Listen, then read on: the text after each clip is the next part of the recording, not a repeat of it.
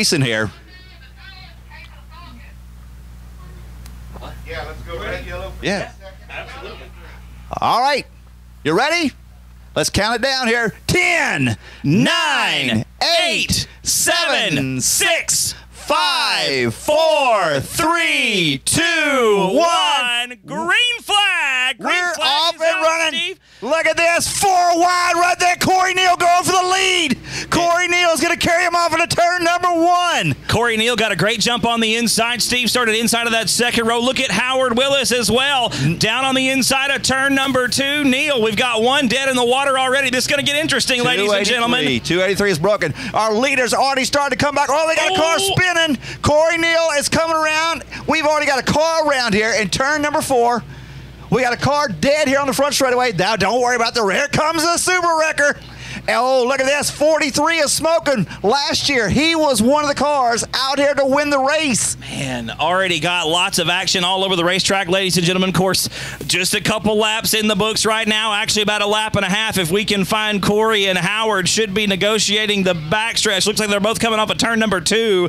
Those are your initial top 2 cars. Corey Neal right now, the 007, entering turn number 3. Still trying to skate through the traffic, Steve, as we come into the bottleneck off of turn number 4. James Rita's car, number 43, last year was one of the strongest cars out here. Tough break for him as he was smoking heavy on lap 1. Looks like car number 70 is the one that got pulled off into turn number 4. The Super Wrecker has gotten 283 off the surface. But here comes Ritas once again, still smoking down the front stretch in the 43. Not sure what that is. Watch Scott Stewart, car number 74, as he goes down the back straightaway into turn number 3. He is passing people like crazy. Car number 74, he's got the big white flag on top of him. He'll be coming down the front straightaway right now. He's out of Chinook, Kansas. They always come out here. They're always strong. There he goes, negotiating the front stretch, and he's gaining quickly on our initial race leader. Another car to keep an eye on, Steve, that big red LED tower. That's Triton Temple. Triton is 15 years old, living down in the Corpus Christi, Texas area. Makes the tow up here to get in his first Lone Star 600, hanging out there with the big boys right now in a purpose-built race car built specifically for this event. All right, let's see here. Just try to check out. There's so much action going on. 4 and 3, 4, 5 wide at all times. It's not like your dirt track Saturday nights where, sir. Hey, man, we got 3 wide, big deal. There's 6 wide over there with a smoker in the middle. Like you said, Steve, just stuff all over the place. It's kind of hard to find a rhythm initially and keep an eye on a car. We're still watching Corey Neal down the backstretch into turn number 3. Big black wing on top of a big green race car, negotiating turns 3 and 4 right now. I do believe has led the first couple of laps. Definitely got the best initial start down into turn number 1. Once again, ladies and gentlemen, the most interesting portion of the racetrack, Steve, in my opinion, the exit at turn number 4. We go from a very wide racetrack in turns 1, 2, down the backstretch, 3, 4 is still wide, but once you make the exit onto this front straightaway here, it gets tight, quick, fast, and in a hurry. Car number 401 is pulled off to the pit area. I don't know what that is smoking on the 43 car. He can't go much longer, though. The 84 car, now, I was up at Oklahoma, and he got upside down earlier this year. About 20 laps into the race, that was the 84 car, got upside down on his lid. And right now he's doing pretty good. He's bouncing off some cars here. That is going to be driven by Tom Lorenz out of Mesquite, Texas. So Tom Lorenz piloting the number 84 machine. We've got 2 cars up here at the top of turn number 4. Looks like one of them able to continue. That's our Caprice Classic we were talking about earlier, Steve. 005 and the 173. We've also got some slow cars here on the front stretch. People just shuffling. Oh, AJ Dancer gets turned around. We've got a red flag here. And the reason why is the track. Oh, they're still piling in here. And when red flag comes out, they said that means stop. And right now there's so many cars on the track. Stop has to mean stop. AJ Dancer's completely backwards right here at the start-finish line. So we're going to get AJ turned around right here, ladies and gentlemen, our first red flag of the night. Now, here's where it gets interesting. Steve and I are up here just kind of keeping things rolling, but we don't know how many laps are complete. It's almost they write down the number on the clock. We also have a camera here in the booth as we go back green, trained directly on that clock, and we can keep track of who crosses the starting line, go back and review the footage, and make sure that we get all the cars in the correct finishing order for that all-important top prize. Car number 51, I tell tell you what, I just saw him for the first time. I don't even have him on my list. Let's see if we can check the other list. We got about 2 or 3 lists up here. Car 51. He is flying. He's got a wing on it. He's going down the back straightaway right now. Blue car, yellow 51. wing, right by Buc-ee's. So yeah. I tell you what, he's got by the Buc-ee's restaurant. 51. See him down there on the bottom of the racetrack. Let's see if we can get a better look as he comes off turn number 4. The car nearly 51. completely sideways. Keith Lee Jr. This car is flying. Car number 51. Nick, what kind of motors can you run out here? Are you limited on your motor you can run? Just about anything you want, Steve. The rules are real basic. It's either there's a wheelbase rule, there's a weight area. You've got a minimum weight and a maximum weight. That way, if something does happen, 2 cars get together, 1 car doesn't get the short end of the stick, so to speak. But you've got a weight rule, minimum and maximum, a maximum width, and a maximum wheelbase. And that's really about it as far as rules go. Pretty much run what you brung anywhere else. A lot of these cars are purpose-built. We've got one around in the middle of turn number 1 right now. That's causing some traffic headache. That's about what I went through. All right. So Ken Hagan, he's driving to El Camino on the back straightaway. Got the big Hoosier flag on top there. He is from Dora, Alabama. Said his first time he's ever come over to this race here. It looks like he just got a basic El Camino and brought out here, bust the windows out. He's out here having just as good a time as anybody else. And, you know, at the end of the night, he might be right there in it for the money. Absolutely, Steve. You know, we've talked about this time and time again as we see the El Camino go by here. It's not necessarily about speed. It's about how many laps you can complete as we see Jeremy Oliver in the 82 machine driving down the front stretch into turn number 1. Good to have Jeremy out here with us once again for 2018. But like I said, it's not necessarily about the speed. It is about how many laps you can complete. And if you can keep that nose clean on the car, keep it out there on the racetrack, and never leave the racing surface, you're almost guaranteed to be towards the front. All right, 6 wide coming off of turn number 4. Here comes car number 149, Mr. Paul White. Now, Paul White came out here. It looks like a Pinto station wagon. It is like a limited modified. Yep. This car did extremely well out here last year. Won night number 1 last year, if I'm not mistaken, the 149, or maybe it was night number 2, but one of the 2 nights going to Paul White in the 149 last year in 2017. The 552 is losing the rear bumper. Now, this car has been around several years. Same car. He's up from Knoxville, Iowa, I believe it is. He actually works for Knoxville and helps put together the show. Trying to find the sheet. That is Kevin Fee out of Des Moines, Iowa, and a big old Impala. So you can bring just about anything you'd want to race out here. Yeah, there's another one I was looking at, Steve. 1316 should be coming around there on the inside of the front stretch. Looks like a home built. I don't know what it was, don't know what it is, but that is Andy Shanning out of Corona, California. Well, Andy driving all the way out here to Mesquite, Texas to drive his Franken car. That car is designed for figure 8s. That's what that car is for. So it's the driver's seat is pushed over so far to the middle, but that's one thing you can't have. You can't have a center steer car. Right. But he's as far as you can get to the middle without pushing that line. As we see Andy coming around once again off of turn number 4, I do see the resemblance there, Steve. Like you said, those long, low-slung figure 8 machines, and the reasoning for having all that weight towards the center of the car, of course, is those cars turn both left and right. Andy just going to be going in one direction here tonight. I love the gasser-looking car going into turn number 1. That's 003. The 003, absolutely. That thing is just too cool. There you go, here you go. 003 is Matt Ryan out of Longview, Texas. So Matt making the short tow down I-20. He actually he told me he builds those cars. He builds hot rods. He said that was just not a good enough car to really try to save or salvage. And he picked up $100 a while ago from the entertainment company. And $100 for having the best looking car out here. I would have to go with that call there from the entertainment company. That is a pretty cool looking race car. Although I got to admit, coming down the straightaway right here with a surfboard in tow, the 121, the Nomad, if you will, looking good into turn number 1. All right, Jeff Hogue goes by, and tell you what, he told me to be sure and thank his. Oh, we got a red flag. Oh, we got a pile up on the front straightaway. Oh. Everybody. All right, truck number 55 around crossways, and that is, we got about 3 or 4 or 5 numbers. Interesting part of the track all night as we go back to green flag racing. It looks like the majority of the cars get back underway on their own. There goes the 149 of Paul White crossing the start-finish line. Okay, all right.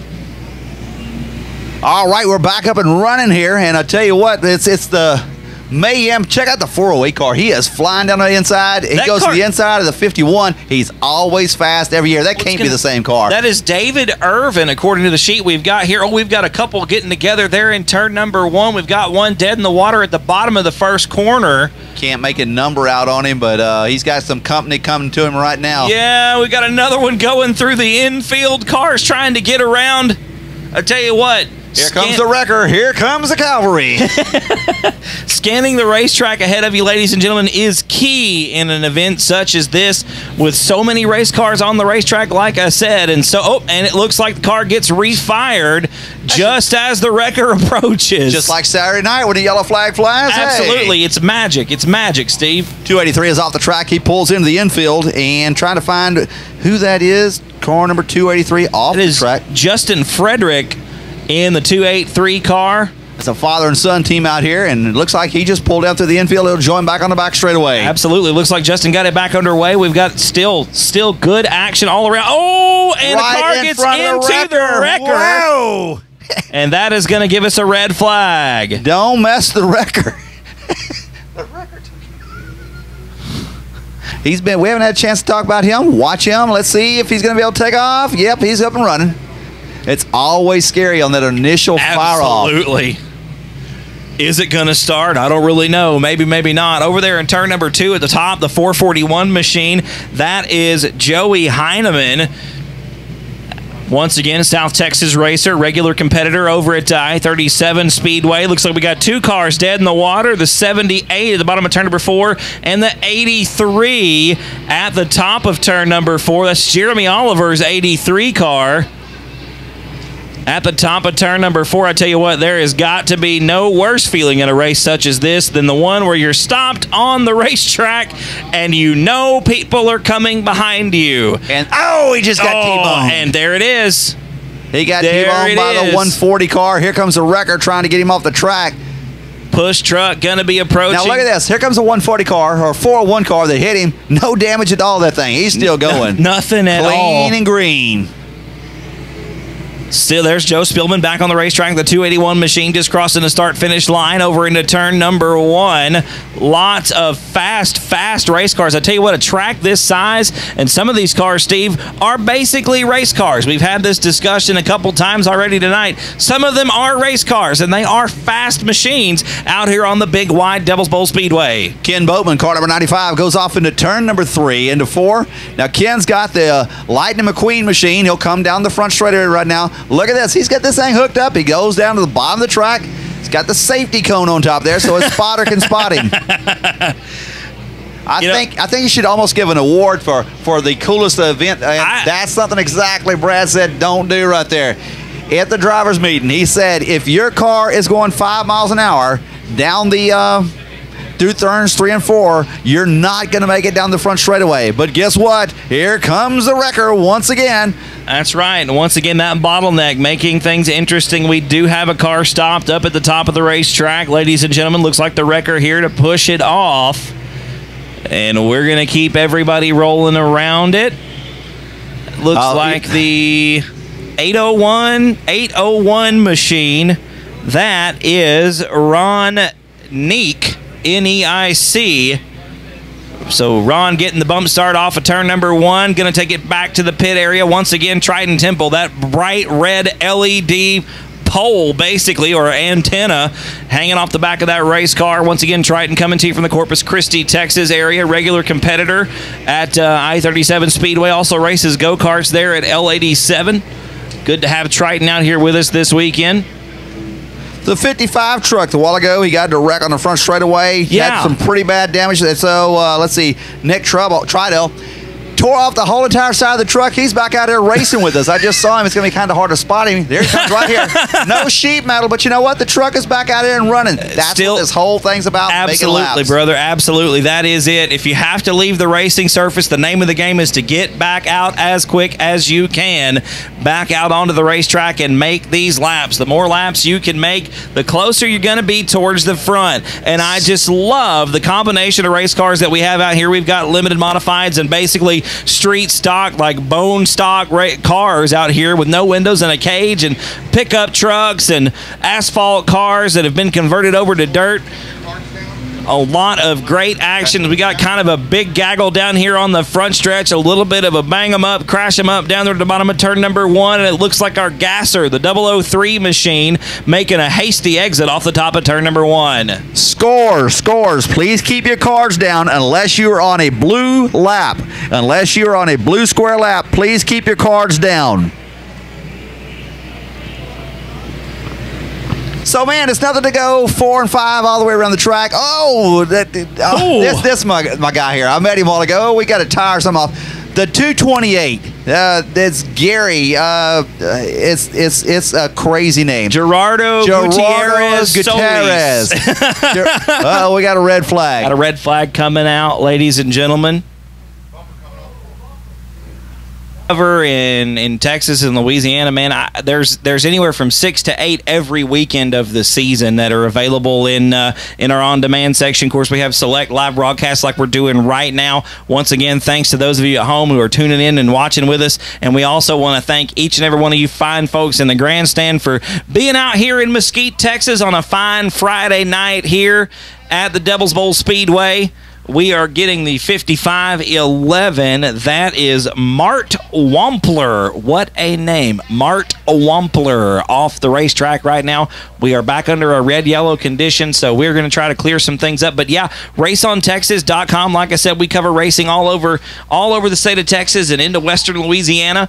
And we do probably 6 to 8 shows a weekend across those 2 states, and all of those go up into an on-demand Netflix-type service.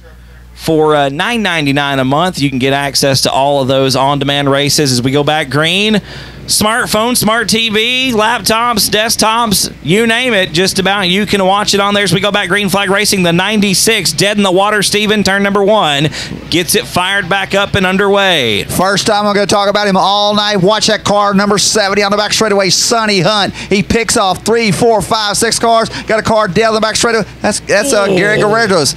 But 70 last year, he was in it to win it. Yes, sir. Sonny Hunt, never count this guy out. He's out of Houston, Texas. He puts on a great show anytime he comes out here. Yeah, we were watching Sonny all night last year, all weekend really last year. So, yeah, Sonny going to be one to watch as he's negotiating turn number 2 right now in the 70 machine. Like I said, ladies and gentlemen, Steve and I can't really tell you what's going on as far as who's in the lead right now. The best initial start, I still say, went to the 007 of Corey Neal. He no doubt led a few laps there at the very beginning, but as far as who's where right now, it's anybody's guess. The scorers are doing their job, writing their numbers down when the cars come across the start-finish line.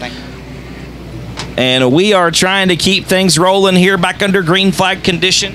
Speaking of rolling, look who's back out here. Car number 43, after smoking from the first lap, he's back out here. No smoking off that thing. He spent 3 or 4 laps at least down in the pit area. We've had a couple of red flags, but he is passing people up. He's already passed Corey Neal in car number 007. He goes down the back straightaway. Car number 43, he's always a tough charger. James Reedus out of Springfield, Missouri. So see if he can bring this car back to life. He's got a long ways to catch up, though. Absolutely. Reedus down. Oh, our wagon just whacked the wall. Oh, it's no. The wagon now. Wagon. 121. Good thing it's sponsored by Collision. Smith Collision. Yeah, that's a good call there on the sponsorship. Man. All right. I'll tell you what. He goes, hey, man, you don't remember from last year? I said, oh, no, man, I really don't. He goes, I'm the one that changed out the rear gear in my transmission at the motel. I said, oh, yeah. I remember I walked out of the motel room, and all you could smell was gear oil. And what smells worse than gear oil? Not much of anything, And I tell you what, there's right there, rebuilding the gear oil, the rear end in the rear gear. I'll get it in a minute here. And he got it all straightened out, and here he is back out here racing with a brand new car. Well, I'll tell you what, that Nomad looks really, really, really good rolling around the racetrack. Got the surfboard on top and everything. A couple cars we've been watching all night long. Sonny Hunt now in the 70 machine. Trying to find Sonny out there on the racetrack. I do think this is him coming off of turn number 4 on the top side. Nope. Wrong red car. You know, he was making fun of my Chevy Cobalts from Louisiana. No. They're passing up some of the V8s out there. Hey, so, no, these guys, they're some bad little cars now. They are. That's one of the... There's Sonny Hunt down the front stretch right now, right in the middle of a big old traffic jam. But that's one of the coolest things about this kind of racing, I think, is you can't count out the little HHR, the little Cobalt. They're going to be right there at the end. It's not about speed. It's about getting those laps completed because you're constantly in traffic. You can have 400 or 500 horsepower. What's it going to do if there's 4 cars right in front of you? All right, speaking of lots of horsepower, Steve Ward, car number 50, has been off the track. He's over here in turn number 4, parked over there. That's not even his pit area, so that's not good for Steve Ward. Car number 77 just banged the wall. He's back and going straight, but I mean, he hit the wall good and hard. So they're starting to stretch out a little bit. They're starting to air the motors out a little bit. They're getting a little bit faster. The one I haven't seen lately. Where's that little orange car, the little car that's built for the figure eight? See, right there off of turn 4, Steve, right down there in front of us. That is the 1316 of Andy Shanning out of Corona, California. Like I said, built for figure 8 racing. Good weight transfer from side to side. Andy just out there making it work right now. I tell you what, one of the hardest jobs at this race got to be the folks right in front of us, Steve. They're just keeping their eyes glued to their race car, trying to make sure they don't miss a lap or they get the right time down on the time clock as it comes around. Still rolling through here. See AJ Dancer negotiating the bottom of turn number 1 in the 52 car. AJ been at just about every one of these Lone Star 600s. Got the big billboard on the left-hand side. I don't know what that car started out as, but right now it is a Dancer special. All right, I was talking with Tim Looney a while ago, and he sponsored about 3 different cars out here. Tim does an awesome job of just helping out Brad and Jack out here at the racetrack, trying to make it good. And, you know, we appreciate the sponsor. Got a red flag coming. Red flag. You have the 04 waving here on the front stretch at us, Steve. Yeah, that's Ben Benjamin, and now here's the funny part about it. He is the track promoter at the track I work at. He knows what it's like. It's like, look, man, I know it's not, and he's the one that's doing like Brad would normally do. It will be okay. And now he's over there saying, no, I need off the track. You know, right. It's the shoe's on a different foot right now. So. Absolutely, going from a racer mindset to promoter mindset is about as 180 as it gets there, Steve. Yeah, so yeah. They're gonna get him pushed off the track. Looks like here comes the super wrecker. Here gets him shoved up and off out of the way. Yeah, getting Mr. Benjamin off the racetrack here. Oh, it looks like it fires back up on its own. Ben gonna try to take it back to the pit area, I do believe. Kind of negotiate here. So 408, man, you see this thing every year on the videos. I tell you what, it's a great video. That's David Irvin there, the 408 machine. Like you said, I've seen this car not just at the Lone Star 600 Enduros, but at a bunch of them all over the state of Texas.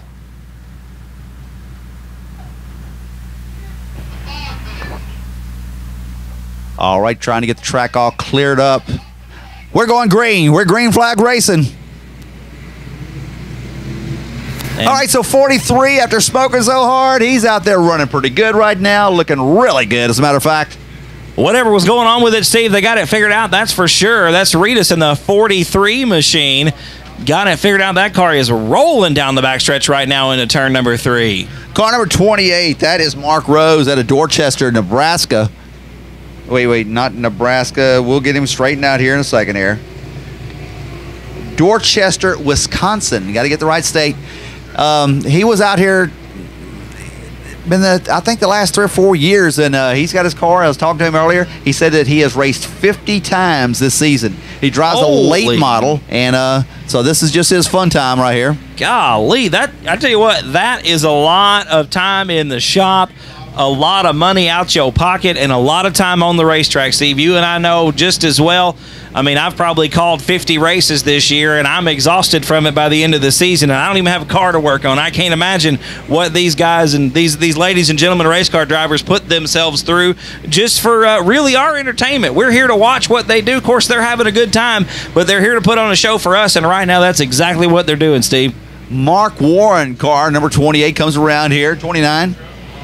He's trying to stayed out of the way of the wrecker for car number 81, Ryan Childress out of Eglin, Texas. Now, Mark Warren, we hadn't talked about him at all this year, and car number 29, he's always a tough running car, and so we'll see what he can do. Of course, the 115 right now negotiating, looks like coming out of turn number 2. That's Jack Barfield Jr. in the 115 car. Don Painter out of Austin, Texas. He's got his white limited modified going down the back straightaway right now. He's trying to pass as many cars as possible, and that's what the whole thing is out here. Yes, you sir. got to keep your nose clean, but you got to keep going. Absolutely, of course. And Don Painter right now right behind one of last year's winners, the 149 of Paul White. Paul coming right across the start-finish line right now, the limited modified going into turn number 1. Got a smoker on the back straightaway. I couldn't tell what number that was. These guys are not getting... Uh-oh, our station wagons broke down the back straightaway. Oh, no. Not the wagon. Man, I got a soft spot in my heart, Steve, for some good old station wagons. My mom, we had, now get this, 1991 a Ford Taurus station wagon. Oh, car of the future, my brother. Sorry. Car of the future. I loved it. It was 4 different colors of midnight blue where the paint was faded. It was a fabulous automobile. I had a 94 Buick station wagon, Buick Roadmaster. The Roadmaster. My daughter hated it so bad. We've got one around over in turn number 1 right in front of God and everybody, trying to get it straightened out. There's still sitting. Not really a good go time. 444 up and over. He's good. It's all clean. We're all green. We're going back racing here. So back to your Roadmaster story. Oh, my daughter hated the car, so they finally just sold it. Oh, no. Terrible. How can you hate a red? Did it have the wood paneling on the? Oh, Steve! I could carry 9 people in there at one time. I mean, in absolute comfort, no doubt. It was as close to a church van as you can get. Oh, yes, sir, it is. But anyway, we've got the Lone Star 600 out here. First half tonight. Oh, they are bunched up. Coming down the front straightaway. Lots of smoke coming out of the 411 car. That's one of Looney's cars, car number 411. Gonna keep it going, keep going green. I tell you what, I'm looking at when I was walking from getting my pit pass, I walked down in front of the stands here. There was a number 33, Tyrell Jones. It's a Dodge Magnum, and I don't know if that's a fabricated aftermarket body or if that's a legitimate Dodge Magnum shell. It is a crossover. I talked to Look at that thing right there going down the front straightaway. What they did is they just basically took and trimmed out a station wagon and put it over the top of a metric GM car. I absolutely love the way that thing looks. It stands out in a field such as this. It's hard to stick out, but that was one of the first ones that caught my eye when I was walking up here to the press box a little earlier this evening. Of course, like we said, a lot of familiar cars. You got Mark Warren's number 29W. Now, Mark has won an evening of the 600 before, a couple years back. Car number 73 just went by, and he is part of Scott Stewart's team. Now, let's see, that is going to be Tim Van Gotten out of Chinook, Kansas. He'll be going down the back straightaway right now. These guys, I tell you what, I was over there a while ago in their pit meeting. They must have had 15 people figuring out exactly what's going to happen. This is not a simple deal. Oh, no! So much for your station wagon. Yeah, there goes my Magnum, and we've got about 5 other cars gathered up. Everybody trying to get on the brakes as quick as they can.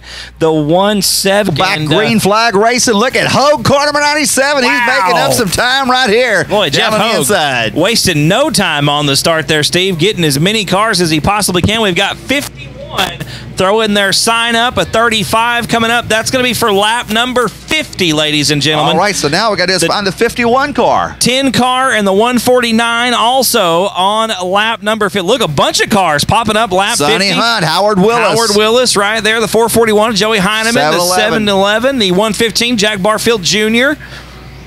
There's 51 right there. That's our leader right there. Excellent. That was our first one to go by. We'd picked him out earlier during the race, talking about how fast he was going, and don't have a number on it. Don't have a name on his number. 51, 158, 552, the 01 machine. So the 01 was our pole setter, I do believe. Making lap 50, lap number 29, or car number 29, car number 9, car 411, car number 3, car 140. Lots of cars pretty close together within 2 or 3 laps of one another, Steve. And that is the thing about this race that always impresses me. They're just out there. They're just making as many laps as possible, as quickly as they can. And so many of these cars are so close together. You got 3 cars, 4 cars, 5 cars on the same lap right there. Here's another crazy thing. Look at this car here, the 93 car. Okay. 98 car. he's running just as fast as a flat-out race cars. That's nothing more than a stock North Star Cadillac engine in that thing. That's it. That's all it is. We got one on the back straightaway. Yes. He's out of here. He's good. He's in no man's land. All right. Getting that car clear there of the racetrack. Like you said, Steve, that's the cool thing about these races is, the 98, that's Tim Boudreau, correct? Yeah. In the 98 car, keeping up with any of these other just full-on race cars. And like you said, that's just an old Cadillac. It's got a North Star V8 in it. Not a great motor, not really known for its reliability. Mark Gregson watching in Atlanta, Georgia.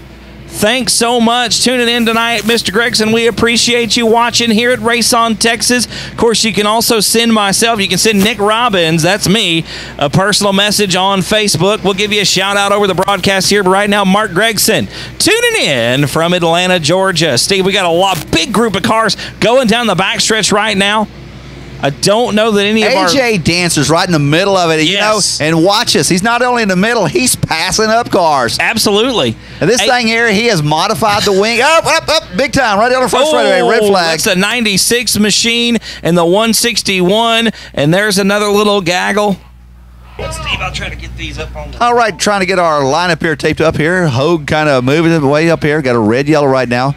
So it looks like 96 is trying to get his car back to rolling. He's the one that was in the wall so hard. We're going to need the wrecker probably to come over here and pick him up off the front straightaway.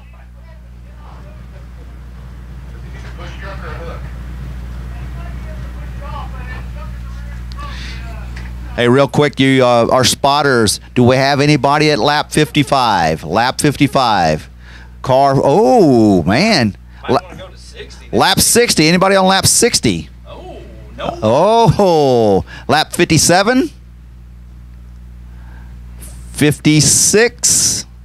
Car number 10 is on 56. So keep him in mind. How about lap 55? Once again. Oh, wow. So 50 laps in right now, 56 laps in, and it's still yet a close race here. Now, let's see. Let me find the 10 car. It is a white car with orange numbers on it. Just try to find him around here somewhere on the track. The thing about it is when you have a normal Saturday night, you have, 15 cars to count up with. Tonight, we've got 150 cars to try to keep up with. Do y'all see that 10 car anywhere? I don't, Steve. It's a white car with orange numbers. Limited modified.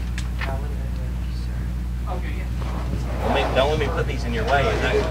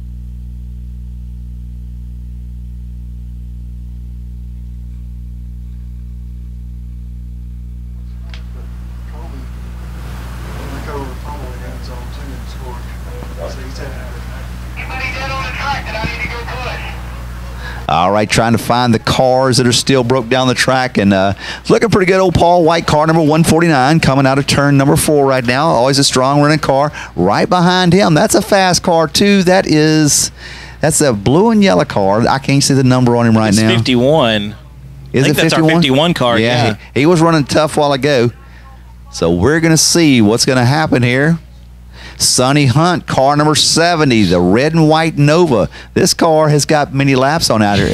Yes. That car was probably built in the 80s sometime as a race car. He's still racing it. Strong running car. That's a good thing about these races too, Steve. You know, a car that may not be competitive on your regular Saturday night anymore, hadn't been for a few years, bunch of them sitting in the weeds. These guys drag them out, get them ready to go again, throw a motor off in them, and out they are. They're here on the racetrack for the weekend, and one of the biggest races in the state of Texas, really. This ain't the biggest race in Texas. This is the biggest race, period.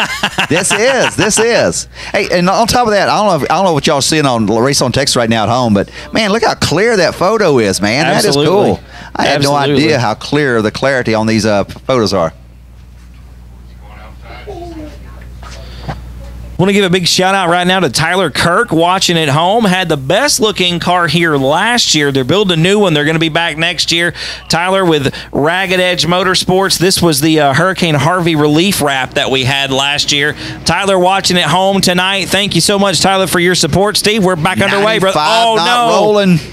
Not look. Oh, he gets rolling. 851 was coming for him wide open. Goodness. That was almost wild.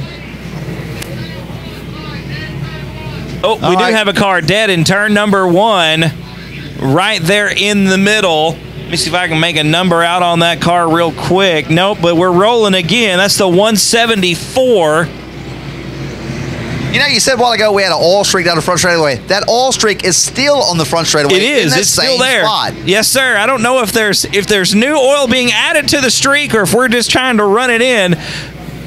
Looks like everybody rolling around the track right now. Car working down the front stretch. We've got our number 40 machine rolling through there. And that is Randy Embry in the 40 car. Got one on the infield right now. Car number 19. Oh, that was so close. And he's black. A black paint job. Not good on the bottom. We're going to have a red flag here. No, that is the 79. His steering is broken, and it's facing to the wall, so it's not looking good for him. That car not going anywhere on its own, that's for sure, Steve. Like you said, that car pointed towards the wall. Yep, the steering broken. Oh, I thought the 441 had him. Man, I tell you what, this is a scary situation here right now. Waiting on the wrecker to get out there. I don't think the wrecker's going to be able to get him because it looks like his tie rod is broken and the tires are pointing towards the concrete wall. Yeah, we're going to have a red flag at some point. Now, of course, we're not going to throw a red probably for that car. So if we have another issue, the red. Oh, trying to get the car moving. Well, there you go. Good job. That's the 19 machine. Great job to Eric Brooks driving the 19 car. Getting it rolling again. We're still green, ladies and gentlemen. All right. Go back to the rest of the race. Looks like the 48 car, Steve, that's either going to be lap 75 or lap 100. I'm banking on 75, possibly 50, actually. Yeah, that's Mike Land in the 50 car, probably, or the 48 car, probably lap number 50. Sorry, didn't mean to step on you there. All right, so let's see. We got lots of cars coming off of turn number 3 and 4. We got lots of cars going to 1 and 2. There's cars everywhere. And look at this. Here comes your wagon. A while ago, he got hauled off on the meat truck. He's back out here. Car number 33, your Dodge Magnum. Oh, my Magnum, yeah. Got the Magnum back out on the racetrack. That's Tyrell Jones. Now, one that's not out here is a 121. He hadn't come back out here. Oh, we got a smoker. Oh, that is. We got a smoker. I can't tell. Maybe the 88. He is going up, and he's out of here. Might be Cecil Lung there in the 88 machine. Good job to Cecil getting it off the racetrack. Was it Springer? 996. That is Songer.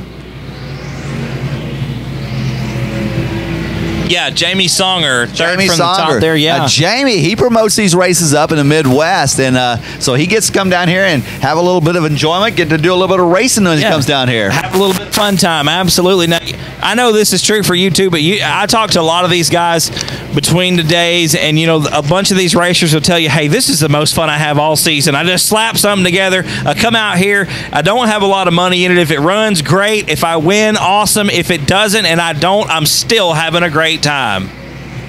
Not only that, when you say anything, you can build any kind of motor for these things there. Literally, absolutely. We got a spinner. Car hard 177 into the wall. Boink, boink, boink. And there's Songer. We was just talking about that a while ago. Car number 996, right behind him. And I was fixed to talk about the 54 car. Had my finger on his name here. Calls here, and I'm sure there's lots of good calls here at Devil's Bowl Speedway.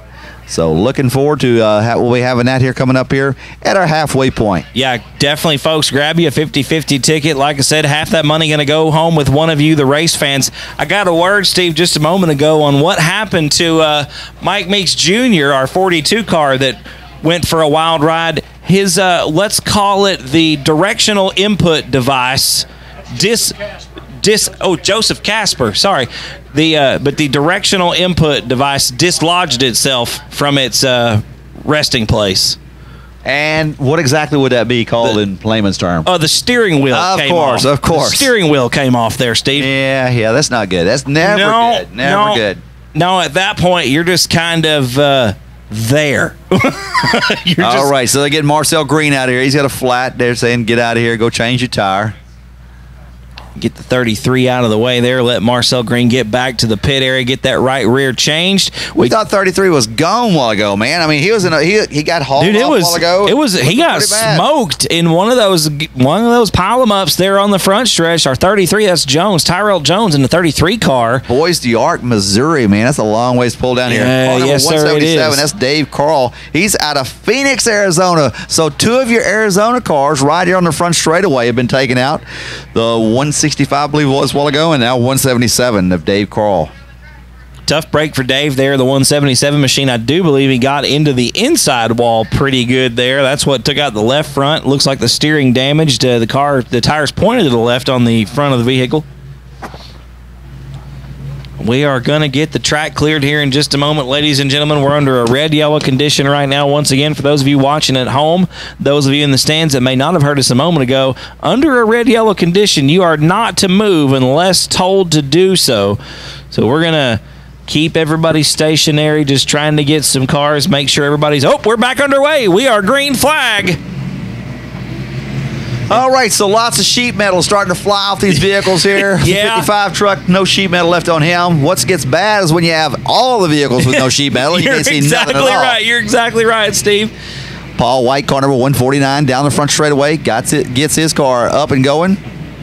Man, Sonny Hunt, that 70 machine, Steve, we talk about him a lot, but he's always towards the front in these things. He's negotiating turn number 2 right now, running door-to-door with Jack Barfield Jr. I tell you what, man, that red number 70 car is quick. That thing was flying down the front stretch here just a moment ago. So we got a good four wide, 2 or 3 rows deep there coming off of turn number 4, Steve. How do you set up when you're 4 wide, 3 rows deep? I mean, that's like a pace lap. That's exactly we got a car what it's off like. The back straightaway. It looks like he's going to be okay. He's trying to exit off there. Not really the best place to exit, but he's going to exit there anyway.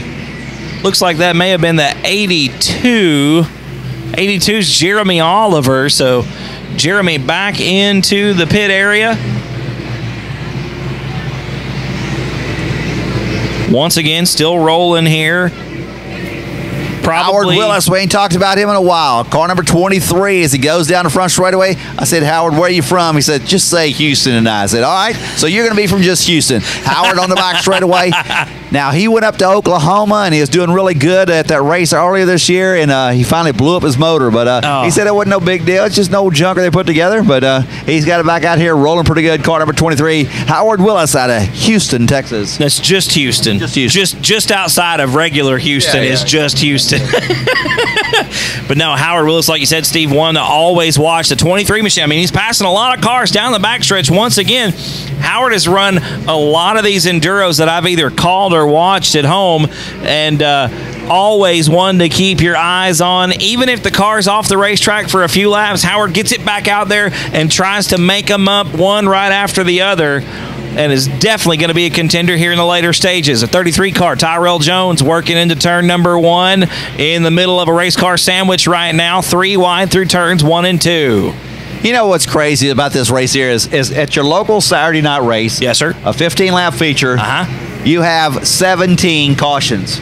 We've been 75 laps. We might have stopped 3 times. Yeah. You find a way to keep your car going out here in this race here. Absolutely. I do not want to stop. They've got their eyes on that $25,000 prize there at the end, Steve. I guarantee you that's 25,000 reasons worth of motivation right there.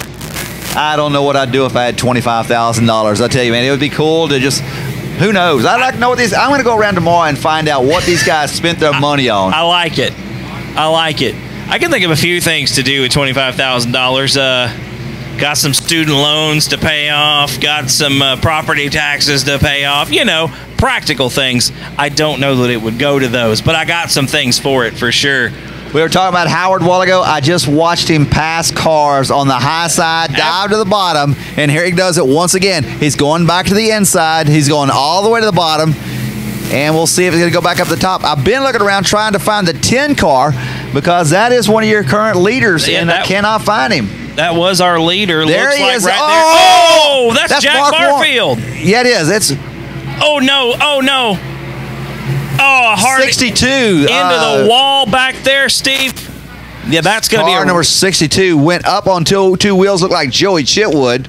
That is Andy Beckman out of Sac City, Iowa. Hard. Here we go. Back to racing though. That is awesome. Back underway here at the Lone Star 600. All right, so watch your leaders. Car number 10 and car number 35. Where are they at? They've done disappeared from me.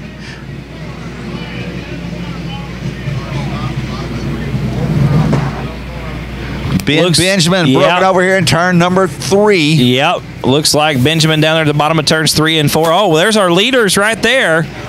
There's a 35 car going by. Don Painter in the 10 car. Working through turn number 2 right now. Painter is stretching his lead out as he goes down. He looks a lot like Paul White did last year. You remember Paul White, car number 149? He did the same thing last year. You know, the car is fast, but it doesn't look like he's overworking it. The car is calm and collected, but it is just ticking laps off one right after the other. And let's see how much of a gap he's put over the 35 car. 35 car has dropped way back. Still looking for him. He might have gone by and I didn't see him. He must have. Here's Don coming through turn number 3. Yeah, 35 car right at the bottom of turns 3 and 4 right now, Steve. Probably a straightaway anyway. There goes Don, and here comes our 35 machine right there, just crossing under the start-finish line. You know, I said a while ago, the 35 car, he's got a bunch of colors on him. He's got so many colors, he just gets mixed up. Oh! Big pile up right here on the front stretch, ladies and gentlemen, once again. Hoagie says, I'm getting out of here.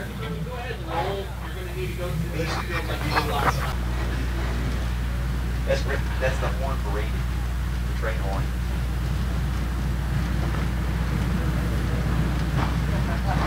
It looks like 332 is putting their box up.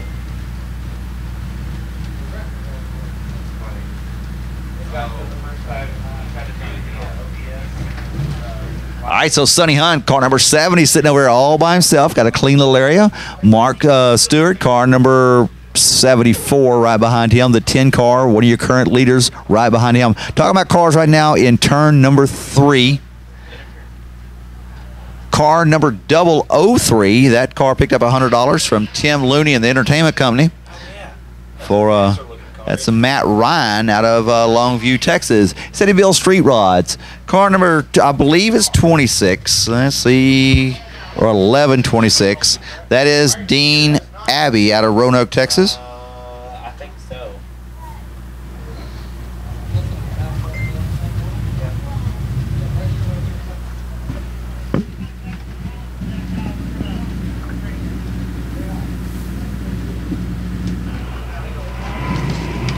It's green flag time. We're back up and running. We back rolling just like that. We've got 2 already together on the front stretch. Looks like one didn't take off and got a push from his friendly neighborhood race car driver. We are back rolling. Looks like the front stretch is clear. There goes your race leader, unofficial. We got to stress that, ladies and gentlemen. Steve and I are just going off what we're getting from our scores here. Unofficially, it looks like Don Painter is your race leader. We've got a car slow down the backstretch. Jamie Songer going slow. They got another car going slow, and he's clearing it. He had an air bowl in the fuel throttle. There you go. There you go. There you go. We've got one being pushed off by our super duper push truck right now. Looks like that is the 82 of 83. Jeremy All 83, I believe it is. That's an old Jerry Ayler car. Yeah, that is the 83 machine of Jim Asher Sr. being pushed off the racetrack right now. Car number 31, I don't think we talked about him at all tonight. Just seen him go by here. He's got that big old Buc-ee's flag on top there. And that's not the 31. That is Dane Williams out of Austin, Texas. You got the big, huge Bucky's flag on there. Now, what better place, what better advertisement could Bucky have than that right there? That's a good one right there, He should Steve, be passing absolutely. out beaver nuggets at the end of this race here. I agree. That would be really good, actually. Songer is off the pace in car number 996. Yeah. Now, he's got to get to the bottom of the track because he's pitted in the infield. Oh, no. Well, it looks like Jamie going to take it off the top of the racetrack. Maybe he's pitted on the outfield. Who knows? That's interesting. You know, I've not seen in a while. It's car number 316. Ooh, that was close. Two cars getting together right there down the front. I know, yeah, I haven't seen that one in a while either, Steve. Looking for him right now. 281 is off the track. It looks like he's got a flat on the right rear. I'm seeing a lot of flat tires. Usually you don't see that many flat tires out here. Usually these guys, though, keep them green the whole way. Yeah, there have been a lot of flats out here. That's Joe Spillman once again in the 281 getting a flat fix there in the infield. But you're right, Steve, a large number of flat tires here this evening. And I don't know if that's from contact on the racetrack or if we're actually wearing them out. You know, this isn't like your regular Saturday night where the track's actually going to take rubber. It's not a very abrasive surface here tonight. 40's got a flat on the right front. Oh, that's going to be interesting when he tries to go into the corner. I think we just figured it out there, taking it off the racetrack out of turn number 1. What I've noticed is the 3 wide is getting down to 3 wide, but it's a narrow 3 wide. They're Yes. all down there. Oh, we got a car bouncing. He'll go through the infield. That is the 16 of John Lyon. 16 machine of Lyon going to try to get it back out onto the racetrack. But if you see what I'm talking about, early in the race they were running a lot wider lines. Now they're all getting down close to the bottom of the track. Nope. He's not a flat, but he's got fire coming out of the bottom of the car. I do see exactly what you mean there, Steve, as we watch this big group come off of turn number 4. Oh, and it looks like the 84 of Tom Lorenz. That motor going to give up the ghost before lap 100. There's a lot of smoke coming out of that. The car's still running. Tom might not know he's got a problem. I just saw the 42 car back on the track. That's a car that was hanging over the top of the track. Yes. That's Joseph Casper. He's back out here, minus the sheet metal, out of Rowlett, Texas, sponsored by Performance Auto Supply and Hot Rod Exchange. I bet he checked that steering wheel more than once this go around. Yeah, he might have put some JB Weld or something on there this time.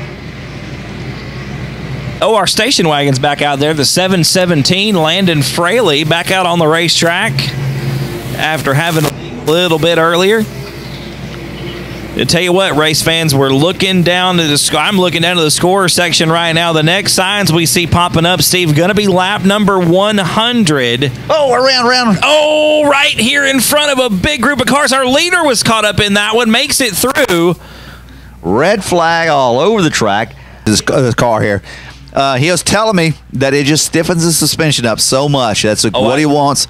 I bet.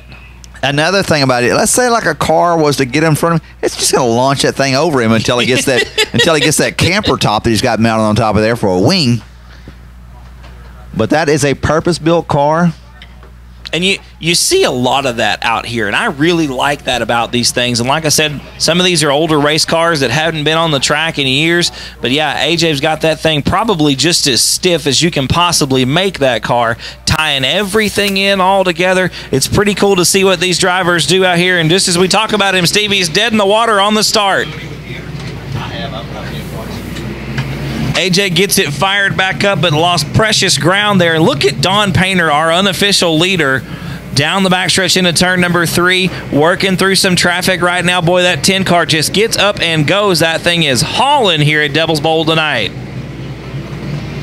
Don, a man on a mission right now, Steve, trying to hang on to that top spot. Of course, he doesn't know where he is on the racetrack. He's got no idea. You just got to drive this one like they're right behind you. And nobody's going to tell him neither, so you just keep digging. That's it. Scott Stewart goes by in car number 74, always a front runner, just not up there right now. Blessed in car number 92. He's always a tough car. They're back there having a good race back here towards who knows what part of the lead up. Who knows, yeah. They're out there. And Mark Warren there in car number 29W on the bottom of the racetrack in turn number 4. Steve, one of the faster cars here this evening. He's actually won a couple of nights out here. Picked up, I believe it was $10,000 a couple years back on the first night of the 600. So Mark knows what it knows what it takes to get it done here in this style of racing. You know, part of it, I think, Steve, has got to be patience. You got to have a little bit of it. You're not going to win this thing on the first lap, but you can't be relaxed. You've got to be aggressive the entire time you're on the racetrack, and those cars are always up towards the front. And if you watch, if we find Don Painter one more time, our 10 car right in turn number 3, coming through turn 4, Don's not really got a car around backwards. We've got one around backwards at the bottom of turn 4. No red flag just yet. The car's still mobile. Ooh, that's gotta put some white knuckles on you there. All right, so 51 right now going through turn number 3 into 4. Painter, car number 10, he's catching him. So it looks like Painter's trying to get onto a lap all by himself, but he's got some traffic in front of him. Some slow traffic. Watch out. Oh, watch out, Don. Does he ever, Steve? Like you said, some slow traffic right there in front of him. That's the guy that's just spun around right in front of him, so he's digging out. He's Mark Warren, car number 29, goes back by us once again. I'm going to tell you, there's so much action going on the track here. There's quite a few cars off the track right now, but the thing about it is there's still tons of cars out here on the track. Yes, sir, absolutely. There's a lot of racing still to go, a lot of cars still to do it, a lot of very fast race cars. I'll tell you what, as the track clears up a little bit, the pace really quickens and the laps really start to tick by. We've got Don Painter once again, our unofficial leader, working through turns 3 and 4. Other car on the lead lap over in turn number 2. So less than half a lap as Painter now into turn number 1. Closing the gap on the other car on the lead lap. It's the 51 machine, I believe. That is Keith Leger's the 51B. Is that who we're looking at?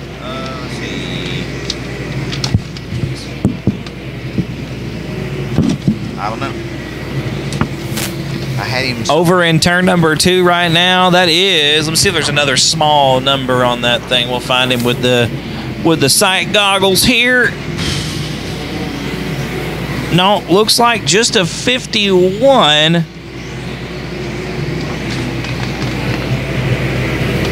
Yeah, just a 51. So that's got to be Keith Lee Jr. there in the 51 machine.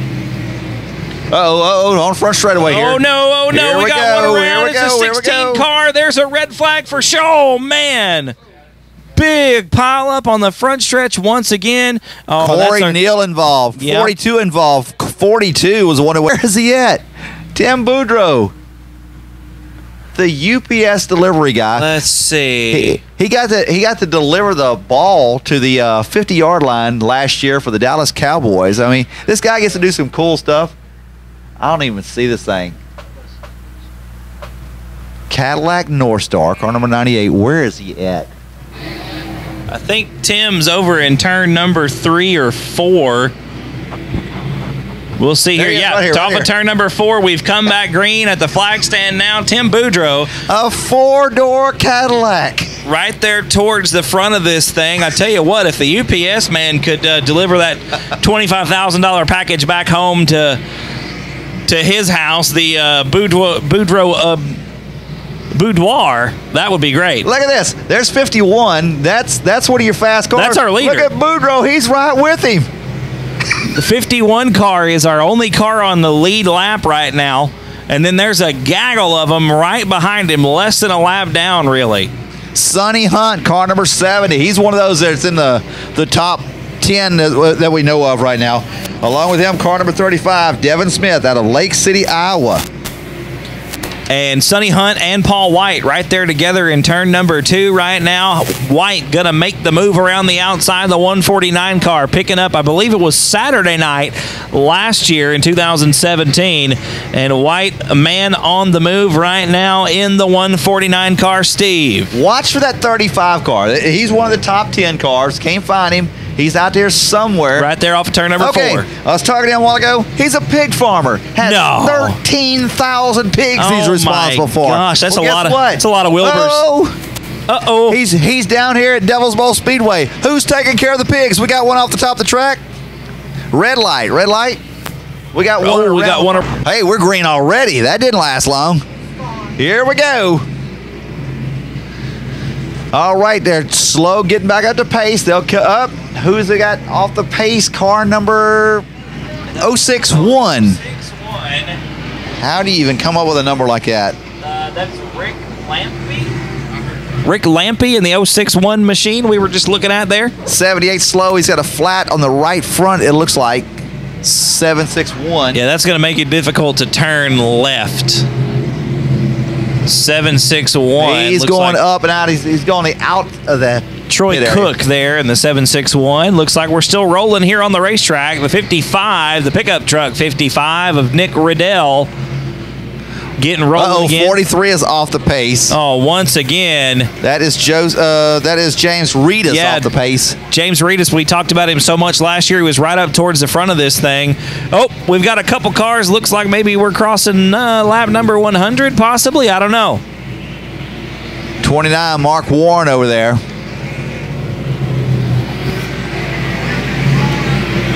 10 car is just, he's passing everybody. It's wholesale out here. He's just going around everybody he can get around. 8 machine of Kenny Smitherman. 52 car, AJ Dancer. Where is Howard Willis at? I haven't seen him lately. Just going into turn number 1, Steve. There you go. Howard Willis still rolling. Rolling real smooth around the middle of the racetrack. Once again, going to be looking for some lap number 100s. There's a 111 coming up. All right, this 511 car, I've been watching him all night. He's got, I don't know what kind of headers there are. I guess Demolition Derby headers. Look at those. It looks like a goalpost on the front of this thing here. I've never seen stacks that stick up this high. As they go 5 wide, down the back straightaway, into turn number 3 and 4. Tim Boudreaux right in the middle of it, car number 98. He'll bring him off along with car number 51, the driver.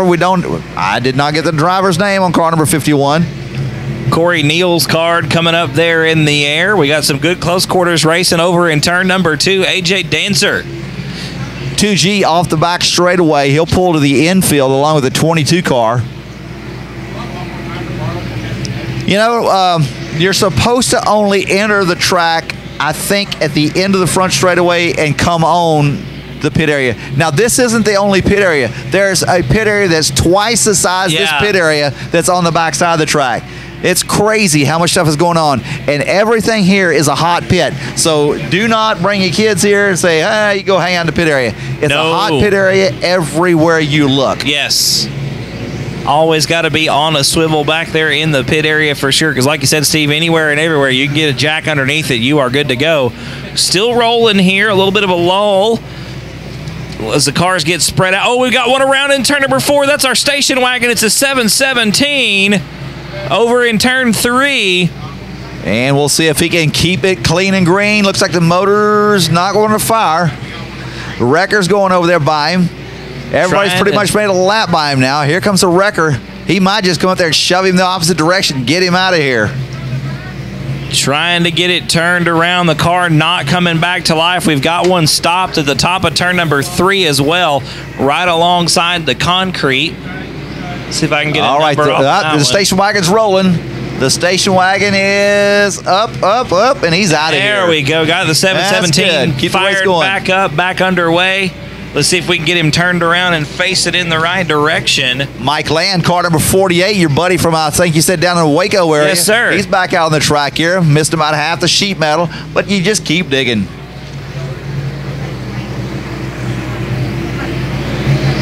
Looks like the 467 or 867 is the car stopped up at the top of turn number 3. I don't have either of those numbers on my lineup sheet here, but nonetheless, the old push truck going to get it pushed back out of the way and back down off the racetrack. We are still rolling. The pace starting to pick up here, Steve. The cars they've got a lot more room. They're getting a little bit more spread out, and they are really rolling around Devil's Bowl Speedway.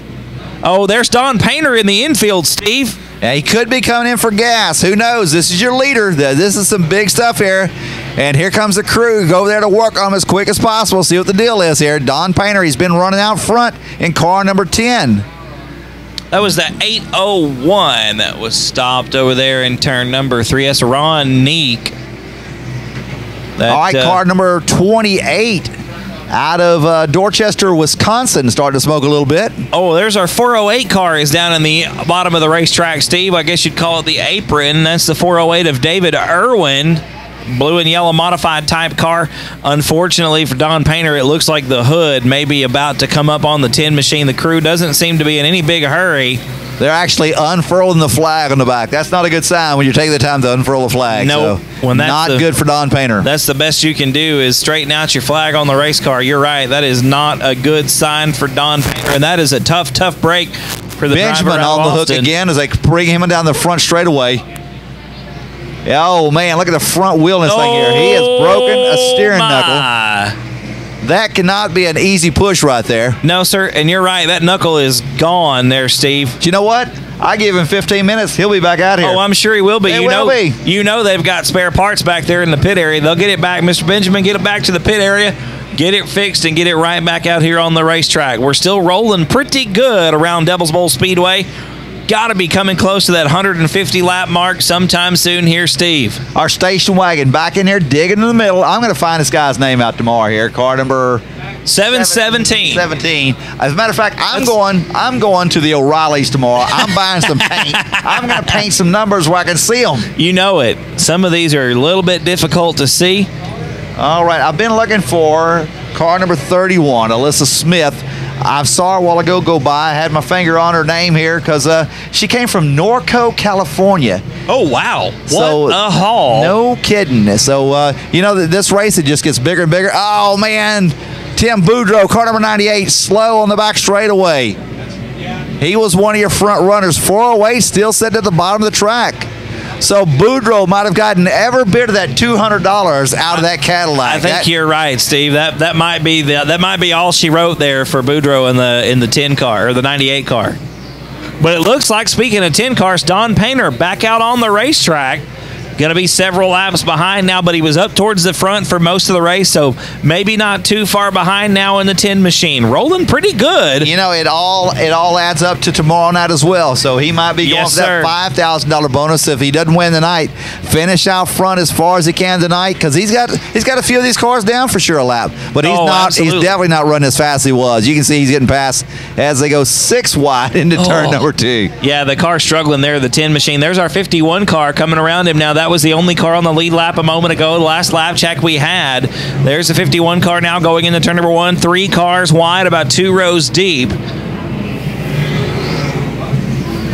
Still running a pretty good pace here around Devil's Bowl Speedway. Look who's there. Paul White, car number 149. Absolutely. Always a tough car. We got the 42 car broken on the back straightaway as well right now. He's down at the bottom of the track. He's been out of the track, and here comes the wrecker once again to the rescue. Hopefully he's going after the 408 car. He's been sitting there for several laps. He really has been. He's been there for quite some time. Oh, we've got 2 cars around in turn number 1. It's the 92. Marcel Green in the Cobalt. Hey, there we go. We're back green flag racing. So we got about 4 cars, 122 laps down. So Howard Willis, no surprise up there. The 92 car up there in front. Let's see who that is. That is going to be driven. Cody Smith. He was one of your tops, and he was just in that wreck. And was in the wreck. Cody Paul Smith. White, Sonny Hunt.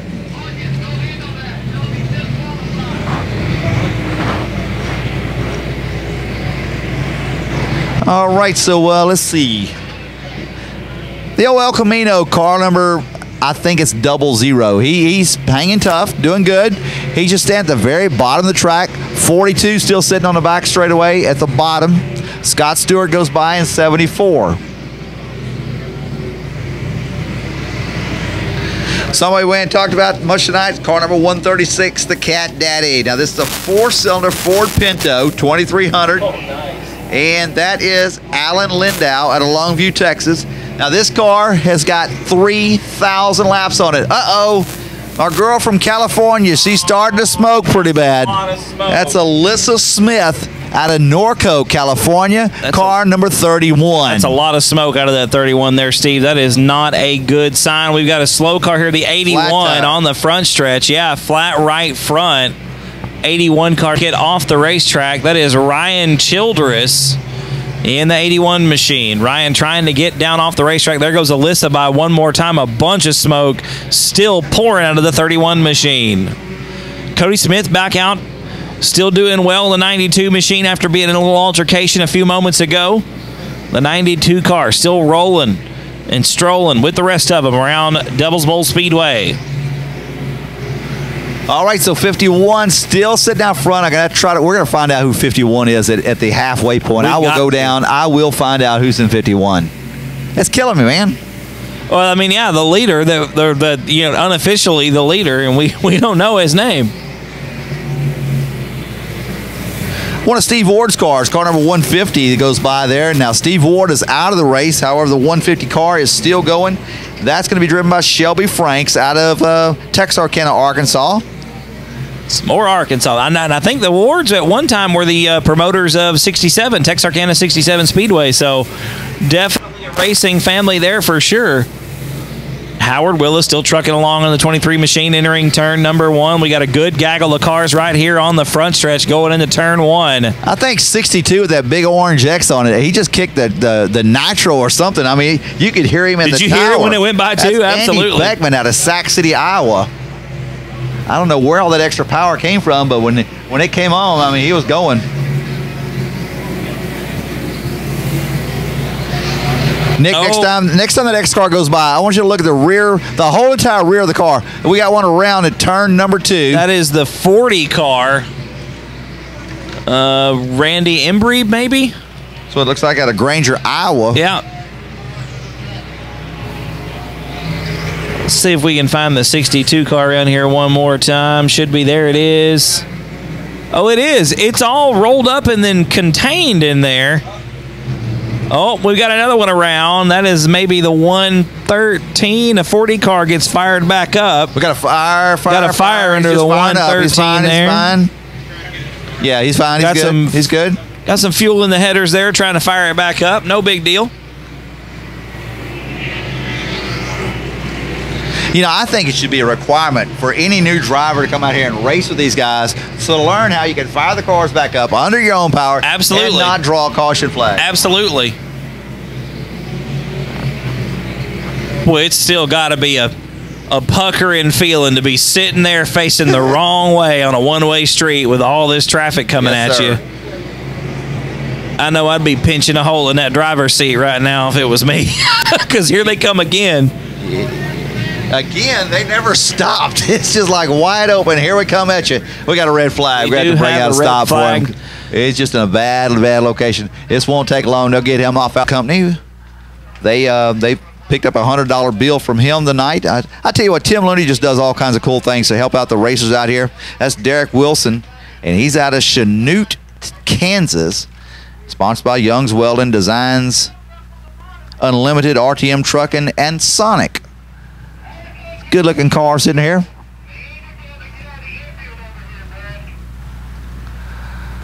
All right, let's see here. Scroll back through the field here. Hey, 003 still looking good over here. That old, you know, that would be a cool class of cars right there to have. I agree. I agree. You don't see too many of them laying around like that anymore, and that's just a cool car. Cool to have it out here on the racetrack. And if it wasn't good enough for a street rod, we'll turn it into an enduro car, right? All right, here's the cool thing. I looked inside there. There is enough room between the top of the roll cage and the top of the car. You could almost put a crash helmet up there on a storage shelf. So the car is built down low, but the body is mounted up high. And that makes the thing even look neater. That's awesome. He could have chopped out 8 inches out of those roof pillars.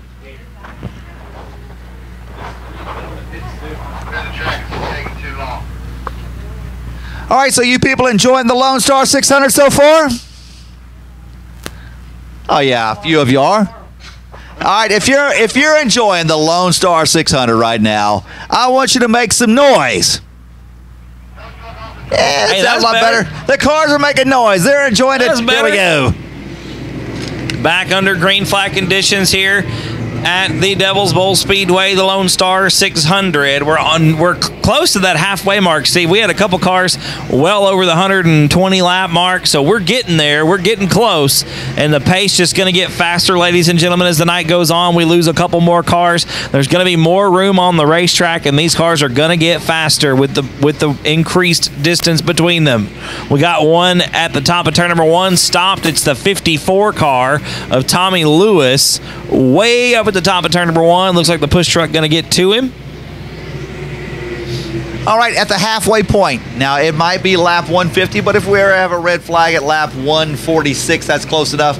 We'll have a stop on the track, and the drivers, they can't change tires. They can't add fuel. You can give your driver something to drink. We got a car trying to spin. He'll straighten back out, keep him going.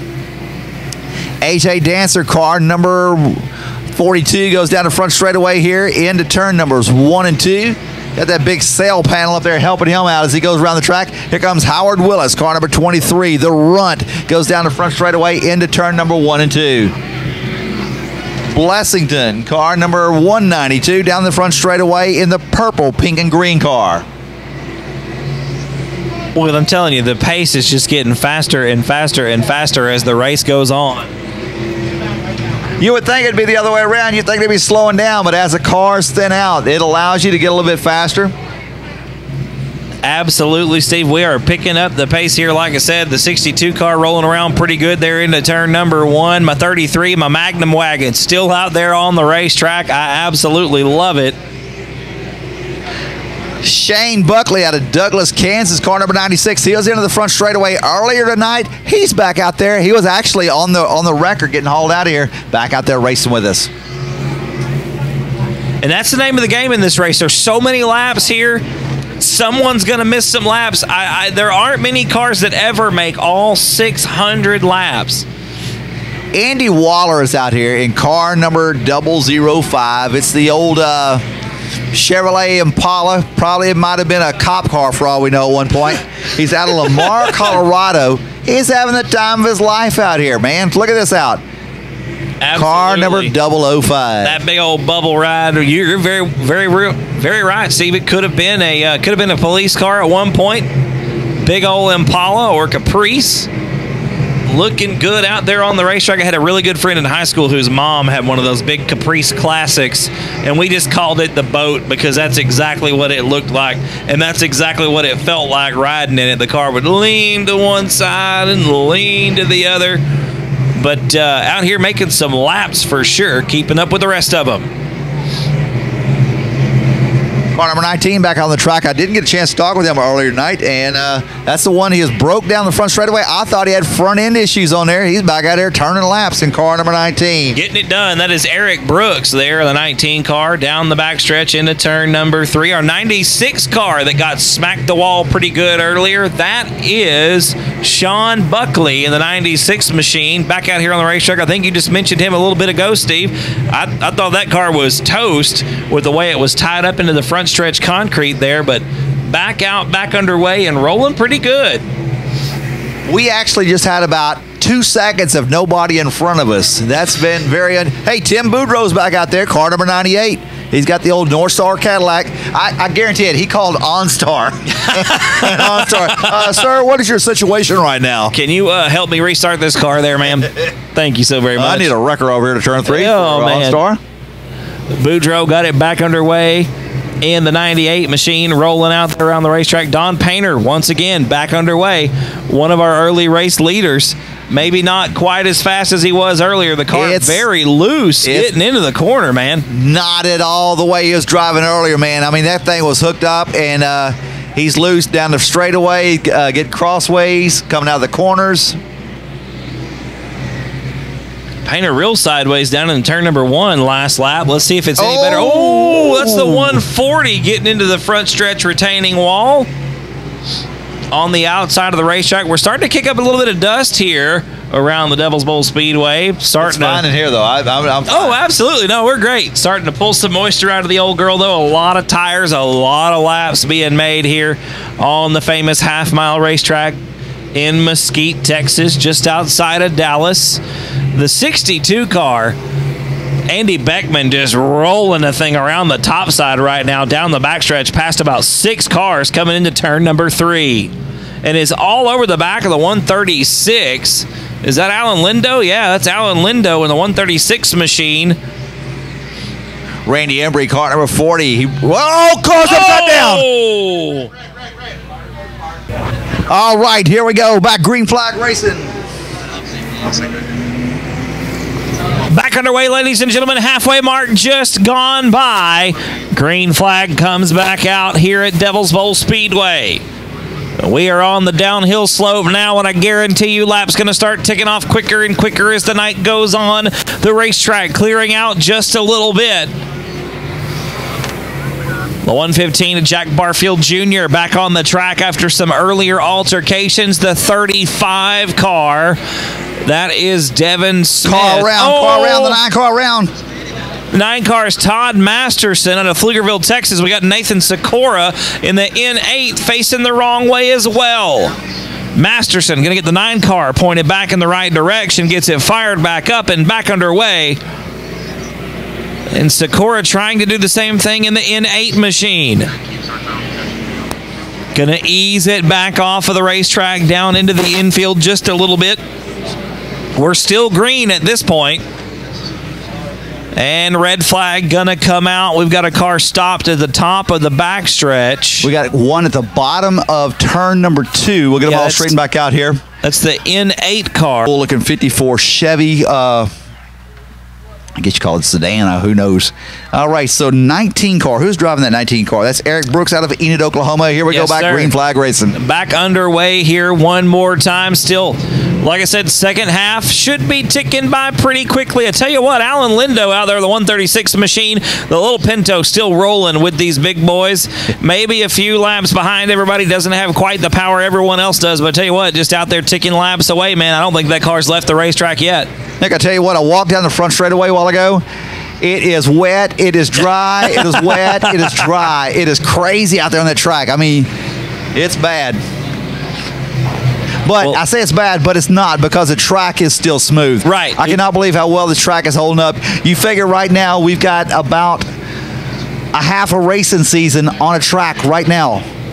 We got a car around over here in turn number 2. Nope, got 2 cars down there at the bottom. Looks like one well off the track, one right at the edge. That's the 408 machine getting back going again. That's the bad luck spot for the 408 car. If he can get through there. Yeah, that's David Irvin in the 408 car that has gotten it fired back up. Boy, the 431 machine out of California, that's Alyssa Smith. Just still, I mean, the car's just ticking along, rolling right along, but still smoking heavily as the 801 machine slow down the front stretch once again.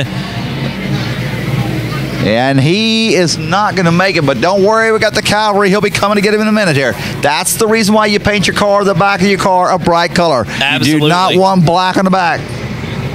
Corey Neal flies by in car number 007, moving through the field. Here comes the push truck, Steve, off the top of turn number 4, going to be making his way towards the 801 car to push him back off the racetrack once again. The push truck was actually loose coming off of turn number 4, I noticed. Well, you can see even from here, the moisture still in turn number 4. It's very wet over there, especially up towards the top. If you'll notice, these cars are pushing down further and further to the bottom. They're not trying to run that high line at all. Right. No, everybody's gathering right around the bottom of the corner, right around the wall. Watch the 51 car. See where he's going. He's right in the middle of the bottom. So, and our El Camino friend is still there at the very bottom of the track, out of Alabama. That's a pretty good pull to get over here. Yes, sir. Still trucking right along around the bottom of the racetrack in that good old El Camino. AJ Dancer there in the Frankenboard 52 car, still rolling around. 92. He's been up and he's been down, but he's still in the middle of it. 149. Paul White. He's still going, trying to stay up there in the top 5 to 10. Man, do not give up a spot. No, you really don't. You don't want to give him a spot at all. You want to keep going with it. We got a good group of cars around the backstretch. There's Paul White side by side with the 51 car of Keith Lee Jr. Got a car around backwards in turn number 2. 2 cars right together. Paul White getting around Keith Lee Jr. I don't know if that's going to put Paul White up on the lead lap out in front or not, but those 2 cars definitely out towards the front of the running order right now. 136 is starting to drag the rear end, if you'll notice it. It's like the springs just saying, man, I've had enough. I did see that can't go no further. When Alan came around last lap, I did see that rear end starting to drag the ground a little bit. Good group of cars down the front stretch. The 62 machine is Andy Beckman. Beckman, one of the faster cars on the racetrack, making good headway this time around as the push truck. Getting one of our cars straightened out over the top of turn number 1. Going to see if we can't get it to exit the racetrack now. Masterson, car number 9, down the back straightaway. I tell you what, he's doing really good. He's really surprised me. He's the one that's really surprised me out of the most, I guess. I don't know why. He's run up front, consistent tonight. Yeah, Masterson only going around once. We saw him a few laps ago right after the initial restart after the halfway mark. Masterson did go around over the bottom of turn number 2, but after that, got the car going back in the right direction, kind of kept his nose clean, and is rolling good around Devil's Bowl Speedway. I've talked about that El Camino a lot tonight, but I've talked about him a lot because I've seen him on the track. That's how I decide who I'm going to talk about. Absolutely. He's constantly out there, and that's what this race is all about out here. Might not be the fastest laps in the world, but he's definitely still making them. I don't know that the car has left the racing surface, Steve, and that's really the key to success in this kind of racing. Another car that I've really been watching all night long, that 33, that Dodge Magnum, that is Terrell Jones. Oh, we've got the 408 car again, Steve, around in the bottom. That's David Irvin. There's a magnet over there. Keeps sucking him up. Something, man. Tyler Narad, car number 5, coming down the front straightaway. Whoa, hold on. Okay, well, back to Narad. He's out of Dorchester, Nebraska, and this car, that's a good running car. We haven't really talked about him tonight. It's looks like an old late model. He's passing my El Camino right now, going down the back straightaway, putting on a good show out here. Absolutely, been running all night long. Haven't really had any issues out of the 5 machine. And once again, that is name of the game here in this enduro style of racing. You gotta make the laps. You gotta be the first guy to complete all 300 tonight to get that $10,000 prize. As I'm seeing some cards pop up, not sure what lap those drivers are on. The 33 machine popping up. As soon as we get another caution, we'll or a red, we'll figure out where everybody is lap wise. Of course, we are well past the 150 mark now, so the next one I'd be looking for would be 200 or so for those top cars. So we'd be looking at Keith Lee Jr. and Paul White would be our top 2 cars we would expect to see. I talked to Tim Boudreau a while ago, driver of that 4-door Cadillac, and gave $200 for the car. Man, 2 years ago, he's out here and he's close to the. He's close to the lead of this thing. Yeah. However, no power steering. Oh, that's got to be fun. So, but my hey, goodness he'll make gracious. He's just he's a Cajun from Texas, but hey, he's gonna dig. I don't have an accent. That guy sounds like a Cajun. Anybody with a name like Boudreau, you got to be a Cajun. That is true. You don't get the last name Boudreau hanging out in our neck of the woods. No. All right, so there is the N8 car. Have you seen the N8 car at all tonight? I've been around the back of been facing the wrong direction down at the bottom of turn number 1 a couple of times. That's Nathan Sikora driving the N8 car. Nathan, a regular competitor up at Heart of Texas Speedway. Good to have him out here this evening in the Lone Star 600. Looking for our 51 machine, Keith Lee Jr. right now. Should be coming off of turn number 4. There he is. Working down the front chute. Like I said, he and Paul White, the top 2 cars I would expect to be getting to that 200 mark. The 005 machine. Throwing the flag up. That's Andy Waller. Now, I've noticed something on the wing. Look at the wing here coming by the 40 car. Setting flat. Absolutely. Look at the wing on that 40 car, a 51 car. He's got a hard angle on it. Pretty steep degrees, yeah. A lot of angle. That 51 car. Absolutely. Might be some. Willis, he's got his wing pretty well angled up. Now, Corey Neal, he's got a wing. It's kind of mid to flat. Car number 007 as he goes down the back straightaway. Passes as they go 4 wide into turn number 4. A 3. Yeah, that 007 machine, Corey Neal's car, like I said, jumped out to the early lead when we dropped the green flag at 7 o'clock this evening. Had probably the best initial start I saw on that get-go there. And Corey still ticking the laps away, was involved in an altercation on the front stretch earlier in the evening, but still one of the faster cars on the track right now. And here comes Howard Willis in turn number 3 as well. White car with an orange wing on top. Number 23 going to be coming off of turn number 4 this time around. There goes Willis down the front stretch. Into turn number 1, the 070. Slow again at the top of turn number 1. Still rolling. Paul White, he's got. pace. If we were in NASCAR right now, Paul White has clean air. Nobody in front of him. That's what they all want, clean air. That's also clean sides, too, because that means that you can get through the corners by yourself. Absolutely. But he's catching up all the time. You just got to be patient. I tell you what, Paul White, one of the more versatile drivers that I've had the privilege to get to know since I've been living down here. Of course, Paul, a second-generation race car driver. His father, Bill, one of the most famous race car drivers here in Central Texas. Paul, believe it or not, is the, I believe, 2000 USAC Silver Crown points champion. Wow. Yes. So, and Paul, former elite non-wing sprint car champion. And I think led points earlier this year. So Paul, not a new guy to the racing scene. Got a lot of laps in a lot of different kinds of race cars. He and his brother Keith are two of the best racers in the Central Texas area. Keith White, a multi-time IMCA Southern Sport Mod national champion and modified national champion as well. So where do you go to race a Silver Crown car within 800 miles of here? You don't. That's what I was thinking. You're driving all over the place. Midwest, kind of Southwest, you know, nothing really anywhere around here. Silver Crown cars real big up in Indiana and Ohio. It's all good. Man, that was That's close. 444, I believe. That was and that close. was right there with the 43 car, James Reedus. We got lots of smoke coming. That's our girl. That's our Alyssa Smith. And that's not tire rub. That's coming from the front end.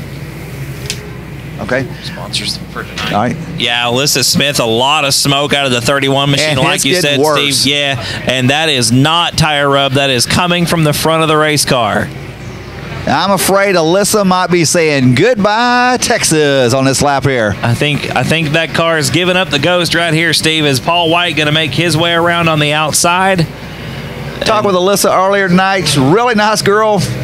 But nice girls just don't have good motors sometimes. It's just let it go, Alyssa. Let it go. That one is definitely done, and Alyssa's got it figured out. She's going to take it off of top of turn number 1. Now, here's where it gets interesting. Everybody's slowing way down through 3 and 4. It's because you can't see. We can't see up here. Absolutely. We can't see up here, and they can't see down there. So the pace is going to slow down for just a little bit until that smoke clears. They didn't throw a caution. They just slowed down. They're like, hey, man, hey, throw a caution, throw a caution. 73 is somewhere. We're not sure. Not sure what lap we're on right now, ladies and gentlemen. Just kind of rolling with it here, as we're still working the back half of the first night. 150, 183, throwing up some signs as well. Hey, we'd like to thank some of our sponsors. Santa Weld out of Houston, Texas, been one of the original sponsors, came out here. First Class Septic, I believe that would be Tyler Erb, isn't it? Yep. Smiley's Racing Products based right here in Mesquite, Texas. Parts Unlimited. Parts Unlimited, absolutely. All Geyer. I'm not sure what all Geyer does. He sponsors all kinds of stuff. I have no clue what all he does. And Revac Keen, and of course, last but not least, the entertainment company, putting out big bucks for us here this weekend, helping us out a great deal here at the 5th Annual Lone Star 600. So Tim Looney helps out everybody. I think I met Tim Looney up at Dallas at Oklahoma last year, and I'm having a car show at my church next weekend. Okay. And Tim says, hey, man, I'd like to help you out. I said, what? Absolutely. So, Tim was more than gracious to come on board and help us out with the Cruising the Bluff car show. That's Boudreaux stopped over there in turn number 2, Steve. He's probably, who knows? There's no telling. It's Tim Boudreaux stopped over there in turn number 2. We're going to keep it rolling. Push truck coming to get him. Coming to pick you up, Tim. Don't worry. Sit tight. Here comes the push truck. We'll get you back off the Speedway. Joe Spillman once again into the infield pit area, the 281 machine. Parking it once again. We probably knocked off a good 30 laps since that last red flag. Easy. I mean, it's going fast. We've been rolling real quick here. Once again, I see the 33 car. That's Terrell Jones working turns number 1 and 2. That's my Dodge Magnum. I love what they did. They literally gutted that car out and then sat it down on top of a metric frame. I love it. I absolutely love the way it looks. I wouldn't mind seeing a field of those around a regular racetrack on a Saturday night. That's pretty cool. You don't see a lot of newer bodied cars. I realize it's still it's an older metric frame, but you don't see a lot of creativity. The cars are starting to look almost identical these days. They really do. Yep. It's important to have some creativity. And Brad, tonight at the drivers' meeting, that's exactly what he said. He said that the drivers out here are some of the most creative people that there are, because these guys, they can build their own engines, they can build their own cars. Yes. I mean, it's old school racing technology out here. And speaking of old school, man, they've got every kind of motor you've got. So straight up 350s, you got 305s, you've got your Vortec motors out here, all kinds of crazy stuff. It's all legal. Absolutely, and that's one of the great. You know, you look up the rules on the website for the 600, and it's literally like one page of rules. Nothing real technical or crazy. We got a big pile up in turn number 1. That is the girl driving car number 50. That's our one. That's 150. Yeah, 150. Yeah, that's one of the Ward cars, is it not? Yes, it is. That is Shelby Franks out of Texarkana, Arkansas. Well, Shelby gets it fired back up, pointed in the right direction. Good job to the other drivers out there that we didn't have a big collision. Just kind of a little to-do over there in turn number 2. We got Shelby's driving a convertible. I don't know if you noticed this or not. Yeah, absolutely. No roof on the 150 car there. You know, and like you said, that's a full-body car with a convertible. Yeah. That used to be a NASCAR class, so, hey, why not? Still rolling around pretty good. Howard Willis one more time by the start-finish line. Nick, one of the coolest things that is going to be happening tomorrow, these guys are going to be out here rebuilding these cars. I mean, complete reconstruction of these things. Yep, they'll be going over them from bumper to bumper, making sure that everything is in as good a shape as it's going to be after what's kind of been a hard night of racing, Steve. We've seen some bang 'em up, some good rubbing. We had a wild rollover here on the front stretch just a moment ago. There's been a lot of new tire marks added to the inside retaining wall there. It's been a rough and tumble night of racing, and we've kind of weeded some cars out here. Attrition has played a big role in the evening, and we got it down to about half, I think, of what we started out with, but we are rolling laps by here quicker and quicker.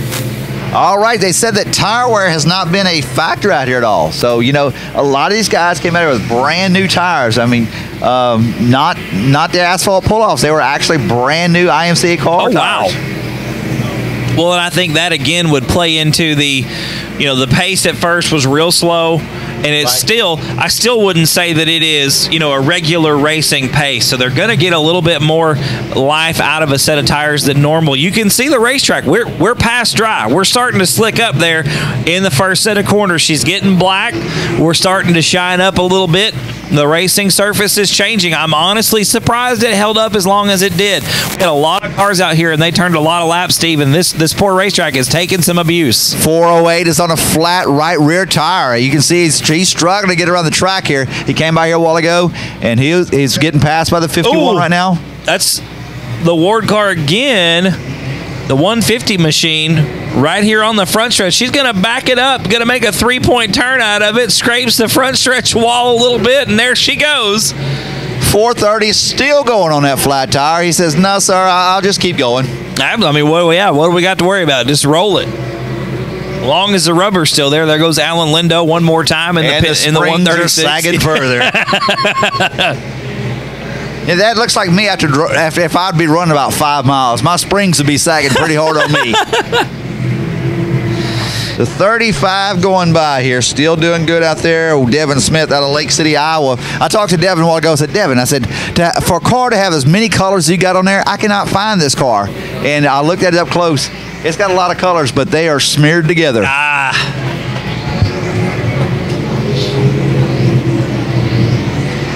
And it looks like our Pinto is slowing down on the front straightaway. Car number 136. No. The springs are giving up on him. He is going slow, slow, slow. And he is out of here. Car number 136. That's a tough break. Allen's made a bunch of laps tonight. Sad to see him go.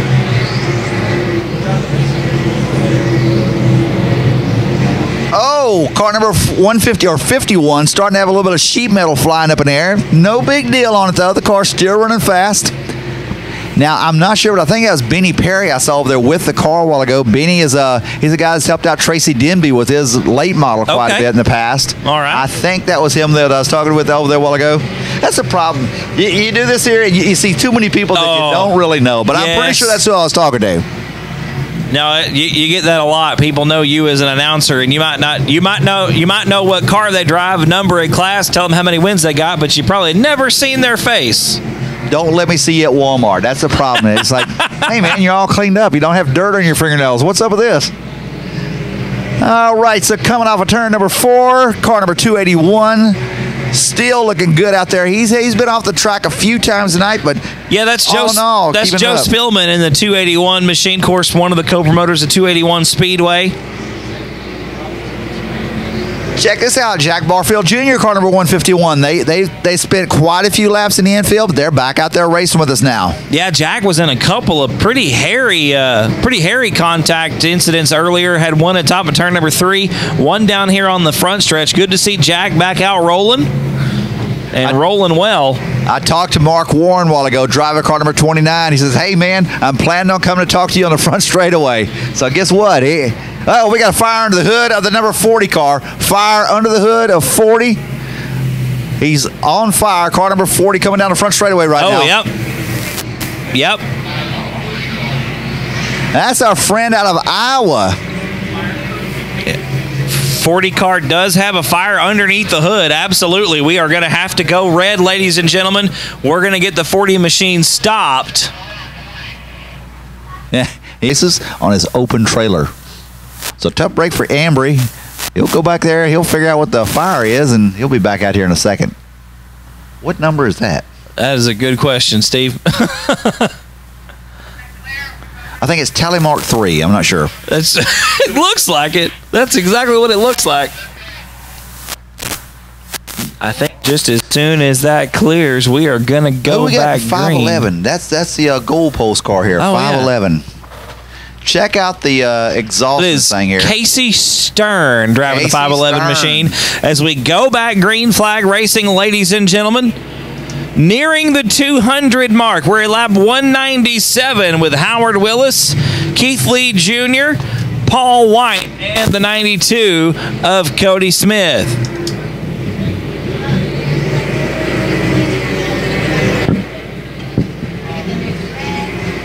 Should be nearing the 200 mark in just a moment. Paul White, there's 200 right there. Howard Willis and Paul White crossing lap number 200. You see the scorers down there holding up their scorecards. So the 23 and the 149, the cars on the lead lap right now. Howard Willis making it 2:01 as he crosses the start-finish line. Steve, I would say unofficially that puts Howard Willis out front because there is Paul White right there, and I saw Howard Willis's card up first. So the guy out of just Houston, Texas tonight, quote unquote, leading it. She's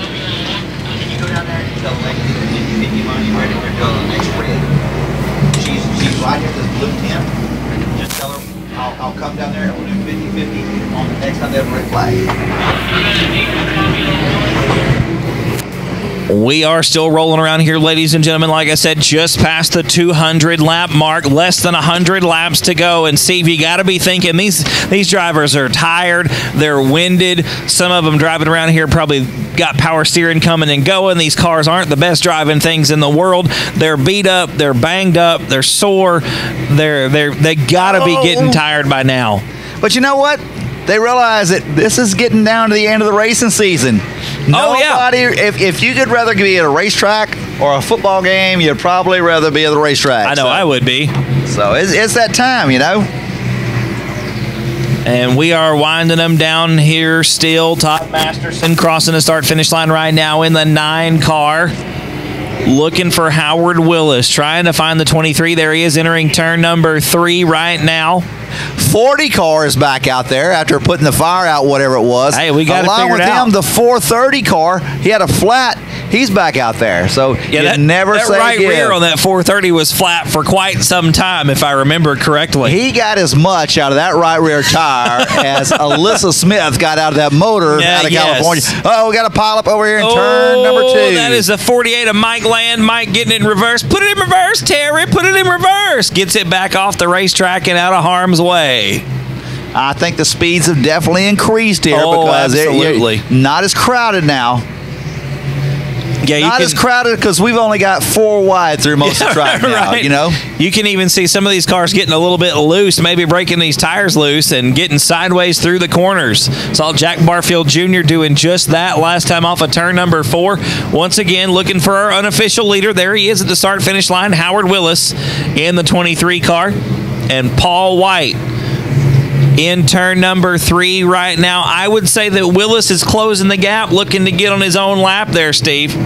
Howard Willis was tough when I was a kid. I mean, we been around for a little bit, has he? We used to pit next to him at Beaumont, and he was always tough. Well, we got a car around, and that was one of your leaders. Not right now, car number 35 around the front straightaway. Devin Smith there in the 35 car. All right, I think he's out of Sac City, Iowa, sitting there crossways on the front straightaway here. Oh, that would have been your opportunity there, Devin. You should have gone for it. This is going to get tight. Here comes Paul White. Oh, my goodness. That's where paying off driving a Crown. I bet you he's never had to do that in a Crown car. Probably not.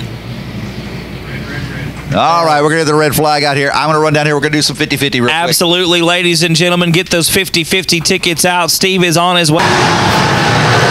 Okay, looks like we're going green. As soon as we get a moment, Steve's going to do that 50-50 drawing. He'll make his way down there.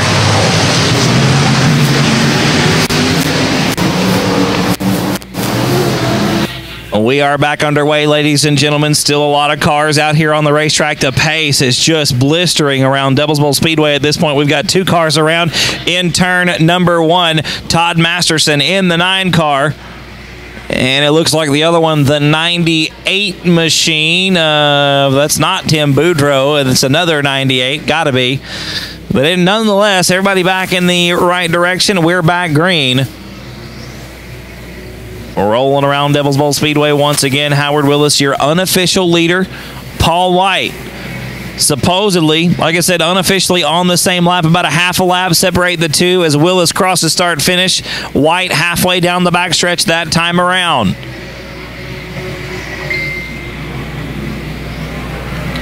Hello, everybody watching at home, both through the broadcast and right now the sneak peek into the Lone Star 600 through Facebook Live. I want to appreciate you for tuning in this evening.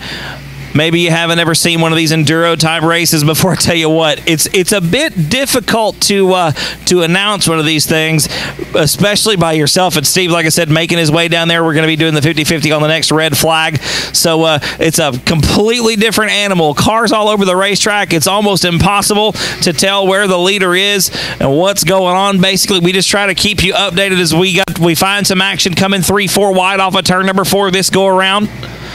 Joe Spillman and Mark Warren up in there. Mark Warren, previous night winner. I believe it was back in 2016 for the Lone Star 600. Once again, each of these nights, $10,000 to win.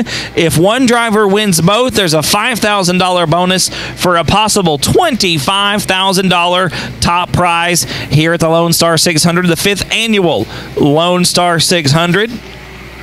Once again, pretty much anything goes here on the racetrack for the Enduro. Minimum wheelbase of 96 inches, maximum wheelbase of 116.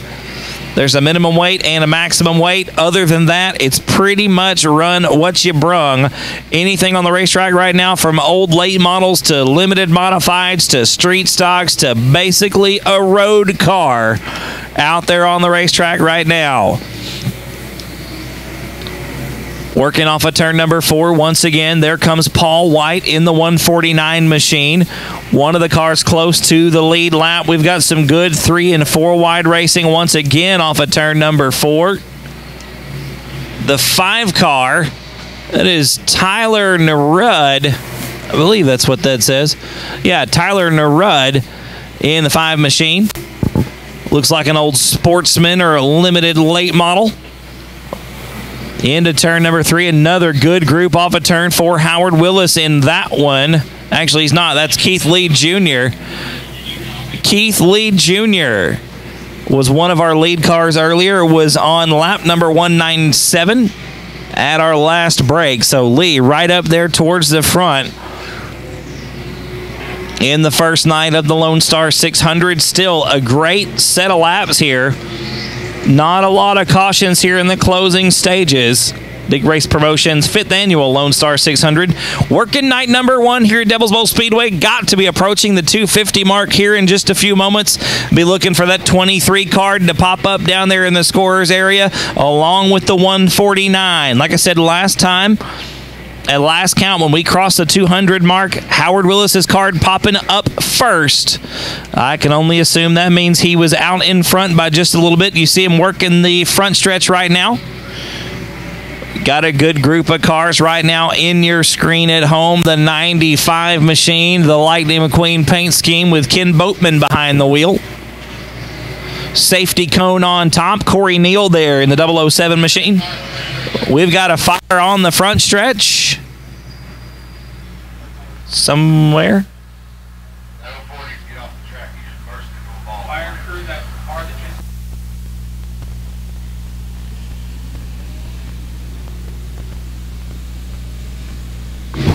We're back underway, ladies and gentlemen. Green flag back out at the Lone Star 600. Didn't get a chance to grab a lap count there for you folks. Sorry about that at home. We are still rolling here. Got to be close to that 250 lap mark, I would say. The next cards that pop up, 23 and 149, it'll be 250 laps. Once again, Howard Willis and Paul White out front. Howard Willis was up front a lot last year, 2017. Paul White picking up the win on Saturday night and a $10,000 paycheck to go along with it. Would love to grab another one here this year in 2018. The last 15 laps down there at ringside, you have no idea how fast those cars are going. Oh, really? They're really blazing a trail around there? It's a totally different show at ringside than from up here. I mean, these things are blitzing. That is absolutely fantastic. They, like I said, up here it looks like they're keeping a pretty good pace. I can only imagine what it's like down there. All right, so 50-50 money is coming up. The microphone just won't work down there. I'm blowing them out. Can't get the thing turned off quick enough. There's your number right there. So Benjamin blows the motor up. I mean, it went like crazy. Yes, sir. It was a big old fireball down here on the front stretch. We were looking for a fire, and all I see is Ben leaving the racetrack, and you can just see flames coming out from the hood. So at least Ben knew it was on fire, got it off the racetrack quickly, and we went right back to green. He's probably over there right now. Got 7 of the 8 bolts pulled out already. You think so? Just already wrenching the thing apart, trying to get it put back together? You know, it's been a rough trip for our friends from the West Coast here. 1361, we haven't seen him back out here. That's the little figure 8 car. Hey, speak of the devil. What? The 04 of Ben Benjamin back on the racetrack. No way. Yes way. Oh. I don't know. It was a ball of fire 5 seconds ago. I don't know, Steve. Back out on the racetrack. You'd have to know this guy. That's a 62 car getting into the wall there. Ben Benjamin is a sergeant major.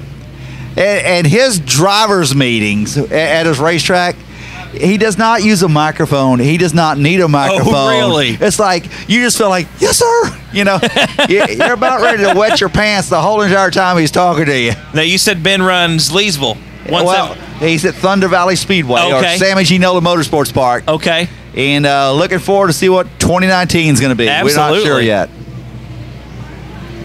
Well, Ben, I mean, I'm telling you, you saw it, Steve, just like I did. The thing looked like a meteor rolling down the front stretch there. And he's good. Back out on the racetrack. Still. You'll notice on the side of the car, I actually hand painted that car, but it's got a fedora on the side. Oh, that's He used to always wear a fedora. You see it at the very front? Yes. It's the flying fedora. So, I love it. So now he only wears his Trump hat. That's all he wears. So. All right, so back to the racing here. Paul White, car number 149, still looking out front. And where's Howard Willis at? Here comes Howard, the 23 car. Right there, top of turn number 4, All right, Steve. so he's close to Paul White. Paul White in the 149. Where is the 51 cars right there is with them? Right in there, so too. Everybody's close right now. Oh, we got a wreck over here. Turn number 3. Oh, we got 2 cars over here at turn number 3 and 4. Got one down to the bottom of the track. He gets it reeled back in and going. That's the Lightning McQueen 95, machine. yeah. All right, so they're squeezing down tight. Nobody wants to clip the, I think that's a 007. No. I don't know. That is, give me just a second here.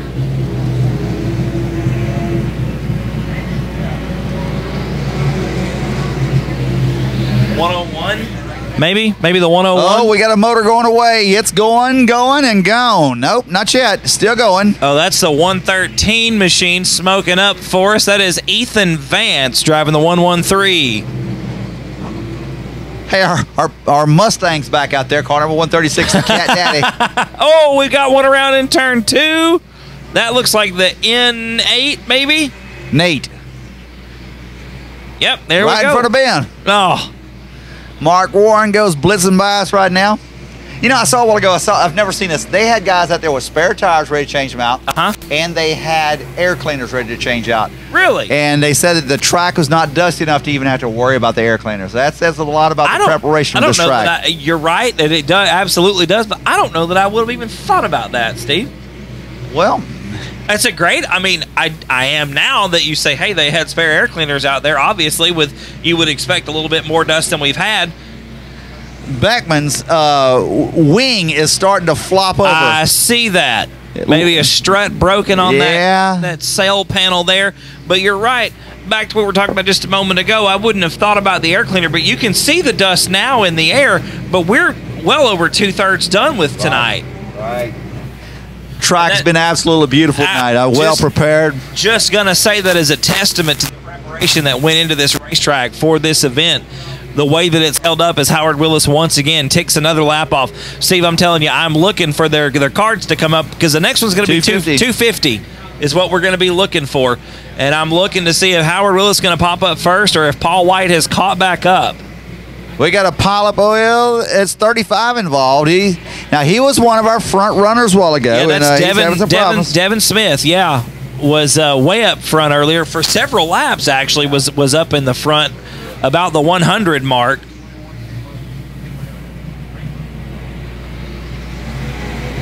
All right, the 72 car, he decided to take his right side door off to where you can see the driver a little bit better. Got a little bit better cooling system now. A little bit of airflow. Yeah, you got it. One car that I haven't seen out there in a while is a 92 car. That is the car that looks like the late model. It's built, I mean, the Northern Modified, the one with the fancy rack and pinion steering. Yeah, it's been a little bit. But you know who's still out there? The old El Camino. Oh, big crash over in Howard turn 3, Willis. Steve. Oh, your 2 leaders, 51 and the 23, both. We got a red flag on the track. 140 gets pushed off the track. That is going to be Jeremy Wilson out of Humboldt, Kansas. Gets all the way to the bottom of the track. The 33 car. That's your cool-looking station wagon. Tyrell Jones out of Boys Dark, Missouri. Looks like he blew a tire out. It looks like that might have been the problem over there. Took off the front fender and quite a bit of damage down the side of the car. So I'm hoping Tyrell can get it put back together and get back out here because I love it. That's my vote. The Wag Daddy out here. I love it. All right, car number 73. It looks like he's starting to lose a little bit of body parts there. Tim Van Gotten out of Chanute, Kansas. Say that's one of our Chanute, Kansas cars. Yeah. Sponsored by Stewart's Machine Shop. I tell you what, Stewart, I think, sponsors everybody in Chanute, Kansas. Stewart does a good job on helping these guys out, it looks like. The little triple tally mark out there on the front straightaway. I love it. I think that's supposed to be 111. And if that's 111, I don't have him written down anyways.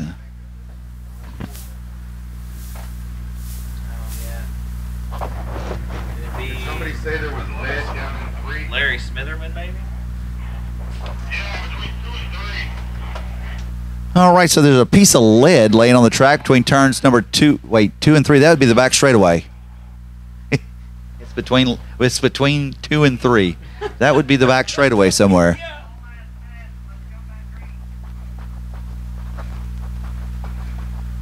All right, so we're wrapping this race here up pretty quick here. Oh, that's old Nate over there. Nate's out of here.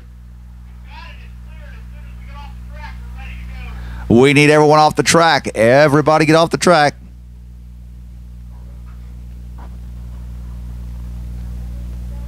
Well, ladies and gentlemen, you're only seeing half the show tonight because the rest of the other half, it's going to be tomorrow night.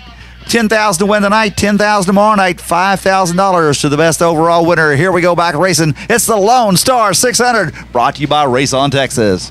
One more time, Steve. We're dropping the green flag. We're dropping the hammer all the way around the racetrack. There's Howard Willis. The car doesn't seem to be too bad, Steve.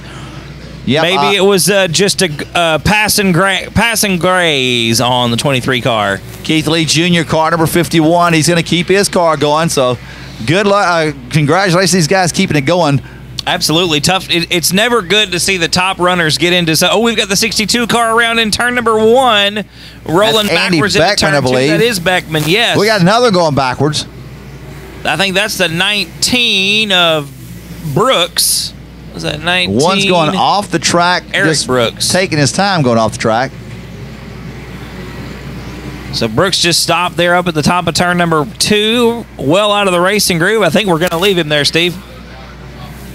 All right, car number 5 goes down the front straightaway once again. That's just an easy to spot car here. Andy Waller out of Lamar, Colorado. Nope, that's not him. Too many 5s. Tyler Nered out of Portchester, Nebraska. Hey, your wagon's back out there. He's got a tire on it. He's back out there and digging. Excellent. Love the car, Tyrell. Absolutely dig it, brother. Howard Willis still trucking along there in the 23 machine, right there with Keith Lee Jr. in the 51. And those two cars were right close to the top. Like I said, Howard Willis and Paul White were on lap 246 at last lap check. Eric Ramos, car number 21, supporting breast cancer or something. He's got the white car with the pink flag, the pink number. Haven't really talked about him all night. He's been out here digging the whole way through. There you go. That's all you can do.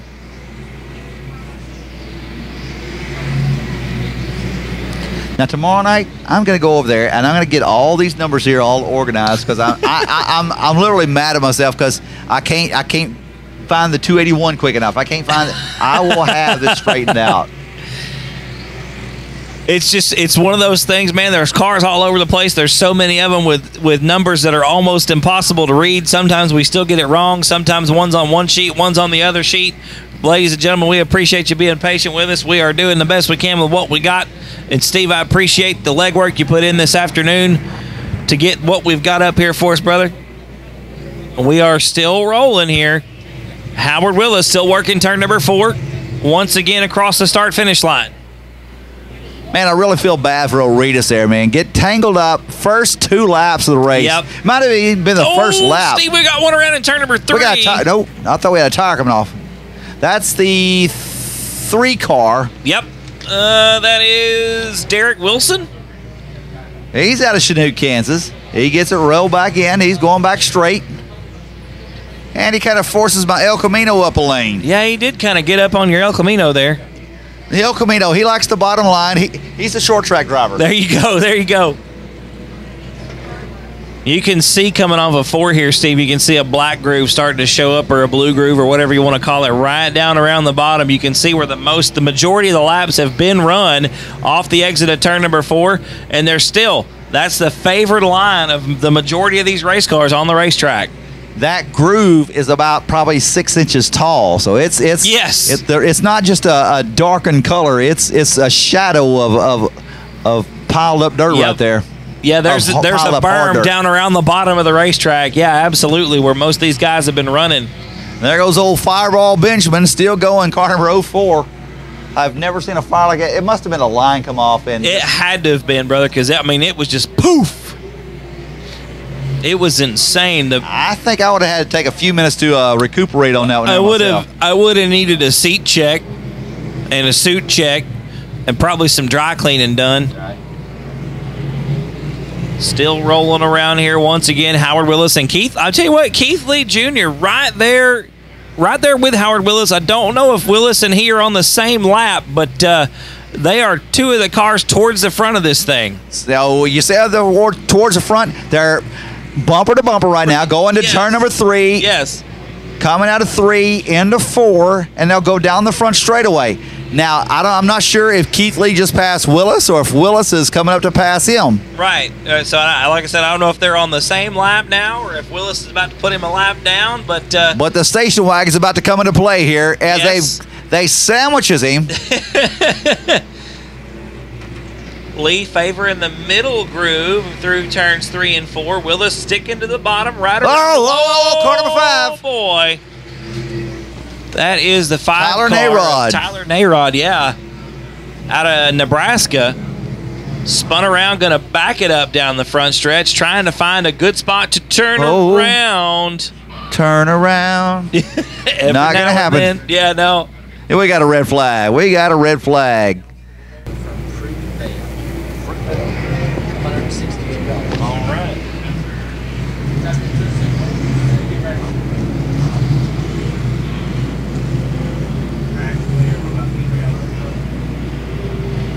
All right, here we go once again, back up and running. Now, the car number 552 is out of Knoxville, Iowa. I don't have his name written down. I promise you I'll have him tomorrow. But do know he's out of Knoxville, Iowa. Kevin Fee. Okay. He actually works with at Knoxville Speedway. Oh, nice. And he helps to put on the Knoxville Nationals. Oh, all right. Well, Kevin making it work down here, close to the top of the running order here. Yeah. Pretty cool show right there. Pretty good job to have. Yes, sir. Absolutely. We've got to be getting close to that 250 mark. Want to real quick give a shout out to Ken from Fruitvale for picking up $162 tonight in our 50-50 drawing. Congratulations to Ken. There's a 51. That's probably 250 right there because that's our 50. Well, that's Keith Lee Jr. Just threw up a 51. That might have been our 250 mark, Steve. It should be. Let me tell you something. I walked a while ago down there at the break, the 150 lap break. I walked down there. I got up on this grass embankment. I come walking back by. There is so much junk from these cars that have been thrown up here. Oh, really? There is an air cleaner cover right there. There's a rear bumper over there.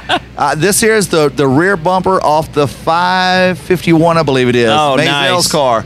There is junk everywhere up there. You could make $50 just for hauling the junk off. Just for hauling it off, yeah. Well, just saw that the 92, of course, Cody Smith also crossing that 250 mark, I do believe.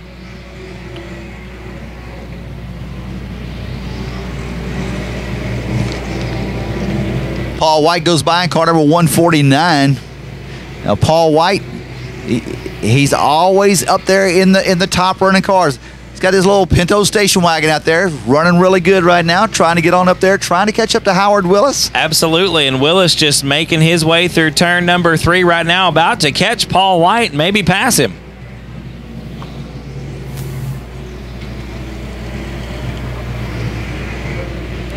Now, Mark Warren, car number 29, he's a former winner of this here. He's up there running fast, but just not fast as Willis in car number 23. And there goes Willis. He's just about to run down the number 149 of Paul White as they go off into turn number 3 and 4.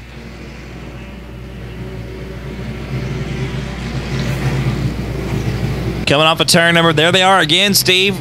Down the front stretch into turn number 1. Paul White right there and Howard Willis in tow. Right on the bumper of the 23 machine as we come off of turn number 2. White stretching the gap out down the back stretch into turn 3. But Howard Willis right there in the 23 machine. The 51 car is about a quarter of a lap behind all of them, and that is Keith Lee Jr. out of Lumberton, Texas.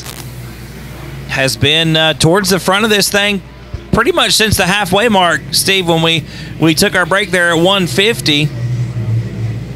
Look at the race between Paul White and Howard Willis once again down the backstretch. Willis will get ahead of him as they go off into turn 4. And Willis is not running the bottom of the track. He stepped up about 3 lanes where it's not as much traffic. Comes around Jack Barfield Jr. in car number 115. Found something around the outside, has Howard Willis possibly. They're 3 wide that time through turns 1 and 2. Paul White's catching back up. They'll go side by side down the back straightaway. Split the 21 car. Willis will be the leader as they go off into turn number 3 and 4. couple other cars out there on the racetrack right now. Still got AJ Dancer in the big 52 machine with the big billboard down the backstretch. He and Todd Masterson side by side into turn number 3. Who was in that 851?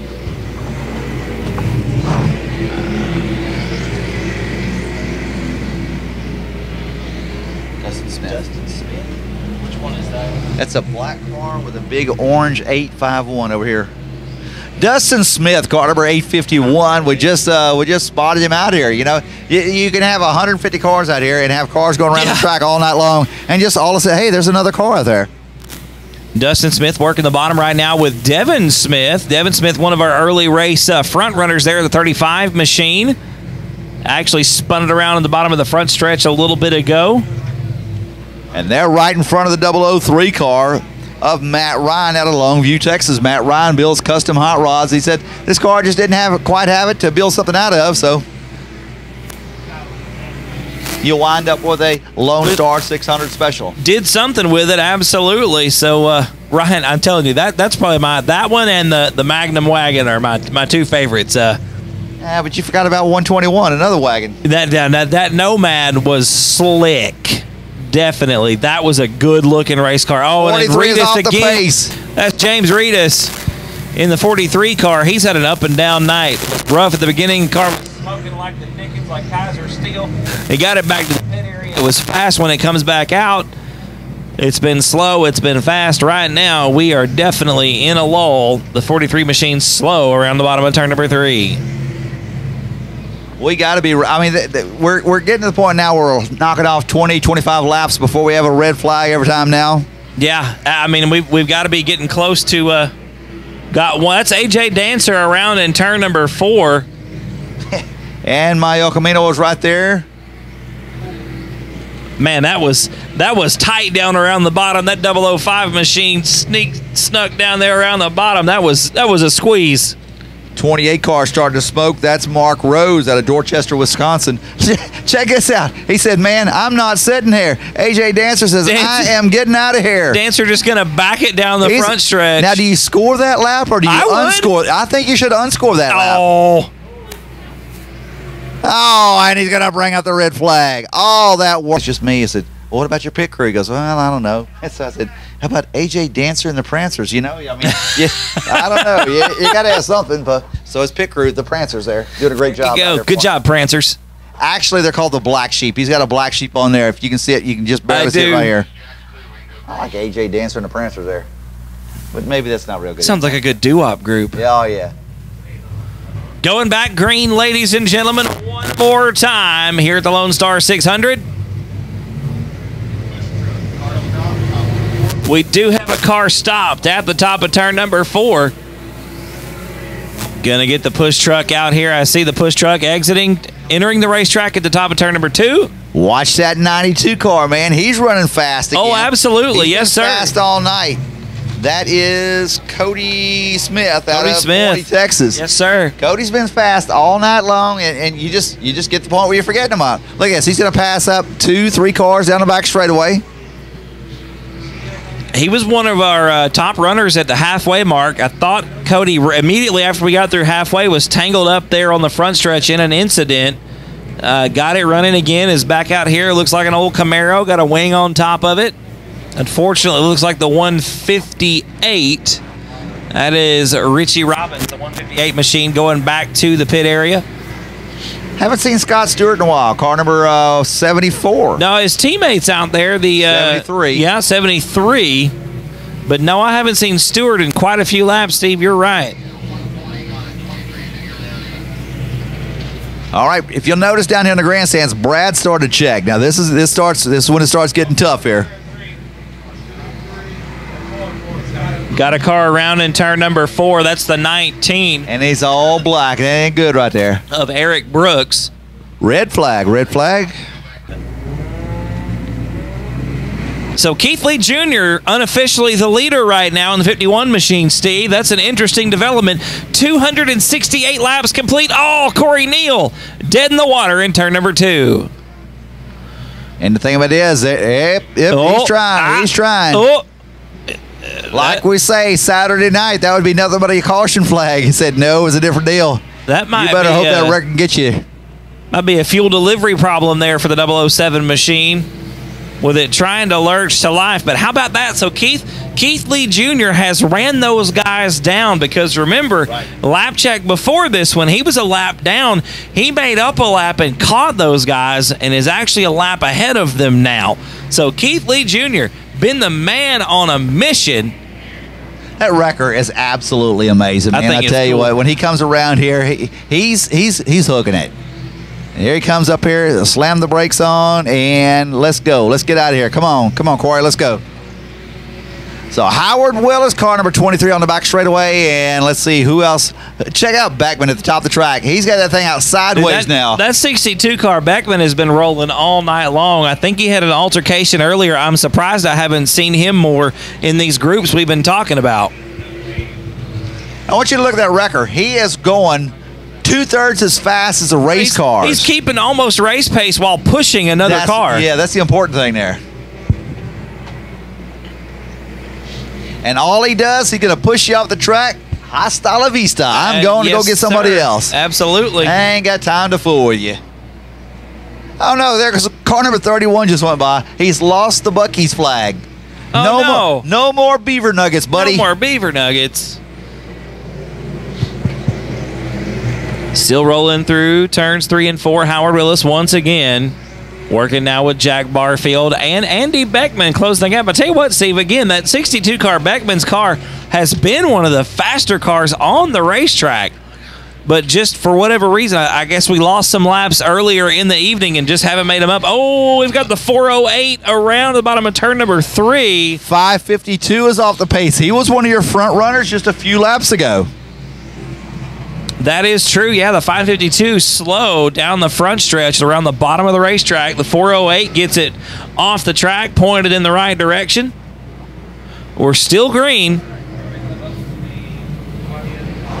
Car number 51 coming off of turn number 3 into 4. That's Keith Lee Jr. out of Lumberton, Texas. Keeping it rolling. He's got that wing angle. I guarantee it. There's going to be some wing angles changed tomorrow night. You think so? The racetrack's definitely going to be different after the racing that we've had tonight. It's probably going to dry out a lot quicker. All right, 552 is stopped on the back straightaway, so waiting on the wrecker to come get him. Look at this. Here comes that wrecker. It's going to take him a lap to get work down there. Yeah, he's going to have to work his way around the racetrack. There he goes. He's coming around here. He doesn't have his headlights on. There we go. He fired. Look at that. The wrecker is actually loose coming off of turn 4. Wrecker trying to work his way to the bottom. He's got his turn signals on. Boy, that's something, man. You gotta keep pace with these guys and keep out of their way so they can keep racing while you're out there on the track. 3/4 ton trucks aren't really designed to go this kind of speed. No, they're not. But that one does it quite well. Now, last year, did we have a diesel out here? Somebody said we had a diesel out here last year. I don't recall that. I don't know, Steve. I'm not. I wouldn't be surprised. I wouldn't be either. A turbine engine or anything else. It's all legal.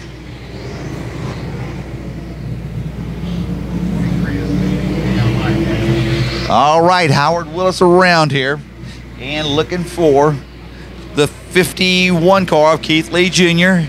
Looking for him. There goes the 92 car. He's up front. Here comes Keith Lee Jr. off of turn number 3 into turn number 4. Unofficially, right now, he's one of your current leaders. AJ Dancer, car number 52, right in front of him.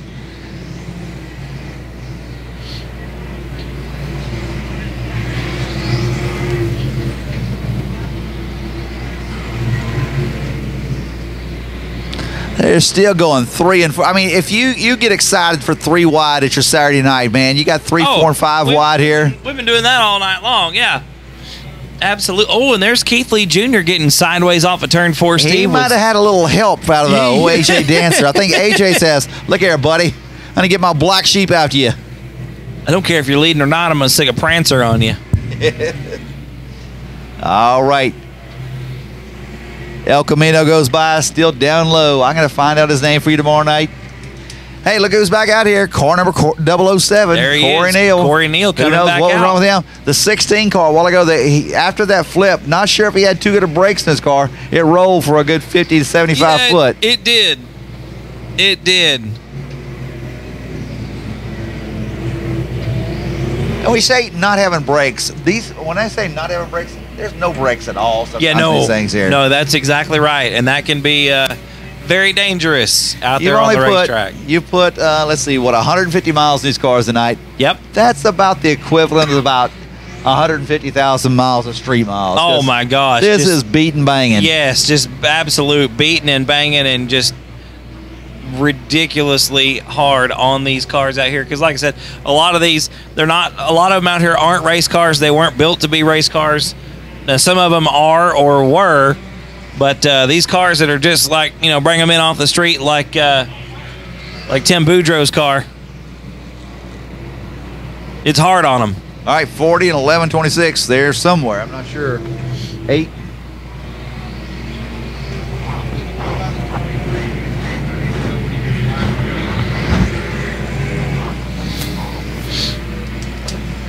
So Brad coming down to check some scorecards, looks like.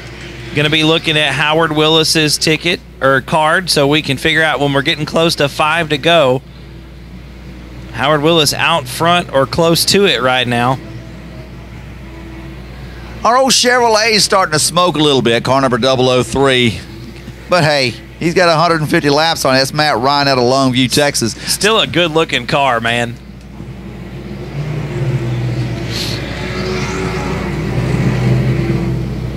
Still working, still a real quick pace. And Steve, like you said, I can definitely imagine being down there ringside. As you said, it's a whole different world down there by this racetrack. These cars are really moving quick. We got a car spinning. That is a 31. Yeah, that's our Bucky's car. That is, it's not Alyssa Smith. No, it's another 31. That is Dane Williams. All right. The Beaver Nugget Special parked over here on the top of turn number 3.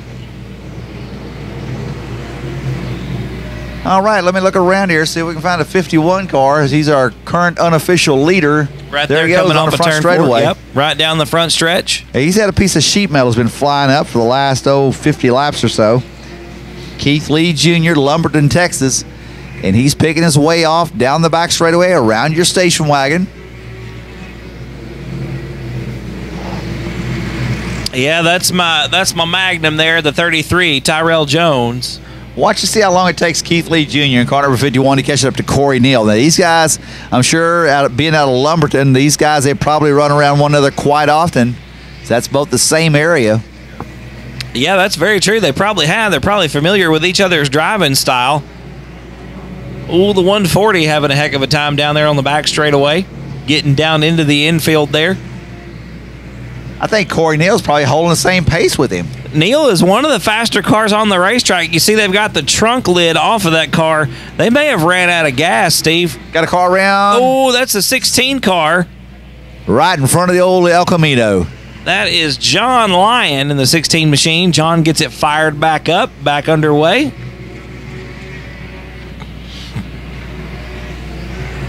We are still cruising around the racetrack here.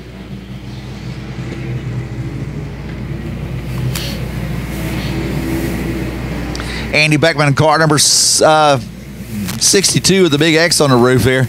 That top sail panel has been flopping pretty hard for about the last 40 to 50 laps. They'll throw some more prop rivets on there tomorrow. He'll be back out here ready to roll.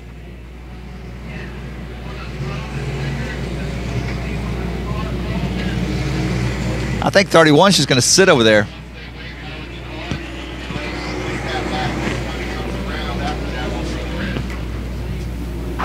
You got a car way at the top up here. It's way out the way.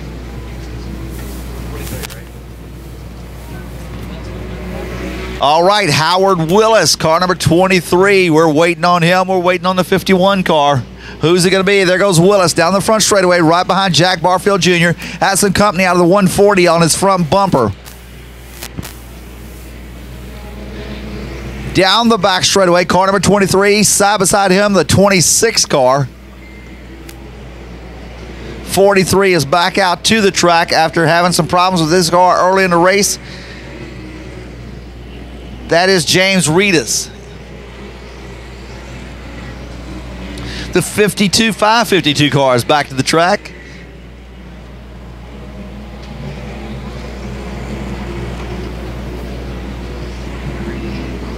Howard Willis.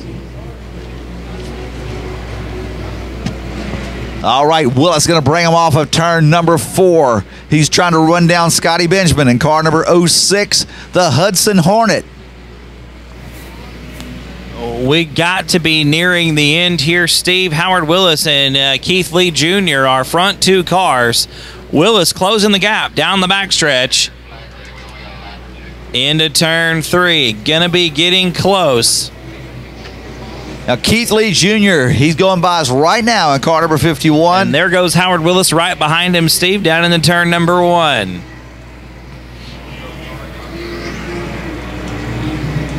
Oh, we've got a car slow on the front stretch. It's the 3 of Derek Wilson. He's out of Kansas, I believe. Wilson trying to keep it towards the wall on the outside of the front straightaway. Chanute, Kansas, and not going to make it off the track. So he'll need the wrecker to come push him off the front straightaway.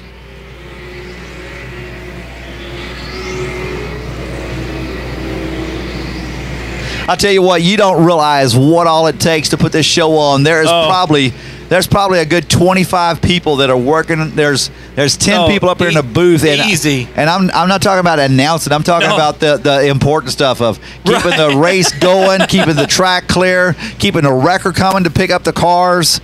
It's not an easy thing. There goes the wrecker down the front straightaway to pick up the 3 car. He'll pick him up, get him off the track, and we'll go back. Go back racing. We never stop. No, so this is very much organized chaos, like you said, Steve. There's a bunch of people up here in this booth.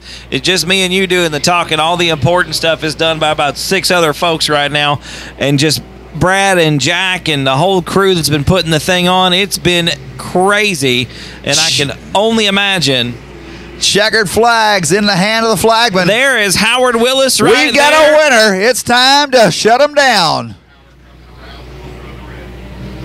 So it looks like Howard Willis unofficially, ladies and gentlemen, like I said, unofficially gonna be your winner for the evening.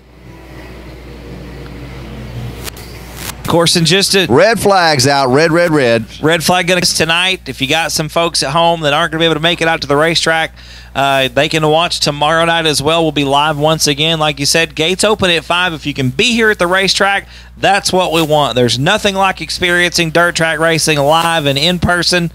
And like you said, Steve, down there ringside, the pace is just ridiculous. You can only get that here at the racetrack. But if you can't be here for whatever reason, we want to bring you the next best thing. And we feel like that's our live broadcast here with Race on Texas. So if you've got folks at home that for whatever reason can't make it, they can watch tomorrow night live right here with us. You can hear Steve and I all night long, get multi-camera views around the racetrack. Absolutely the next best thing to be in right here. Once again, folks, just give us a few moments. We're going to go over the camera footage and make sure that our timing and scoring are exact and accurate, and then we will officially announce the winners. Unofficially, right now, it looks like it was Howard Willis in the 23 machine, Steve, taking night number 1, a $10,000 payday. All right, if you want the official results, go to Big Race Promotions. That's a Facebook page for Big Race Promotions. Race on Texas will be posted on there. As soon as they get the official results, they will post them on Big Race Promotions Facebook page. Man, we appreciate each and every one of you coming out here tonight. Great night of racing. Howard Willis bringing it back around here. Why don't you give your unofficial winner a big hand here as he brings the number 23 car back around?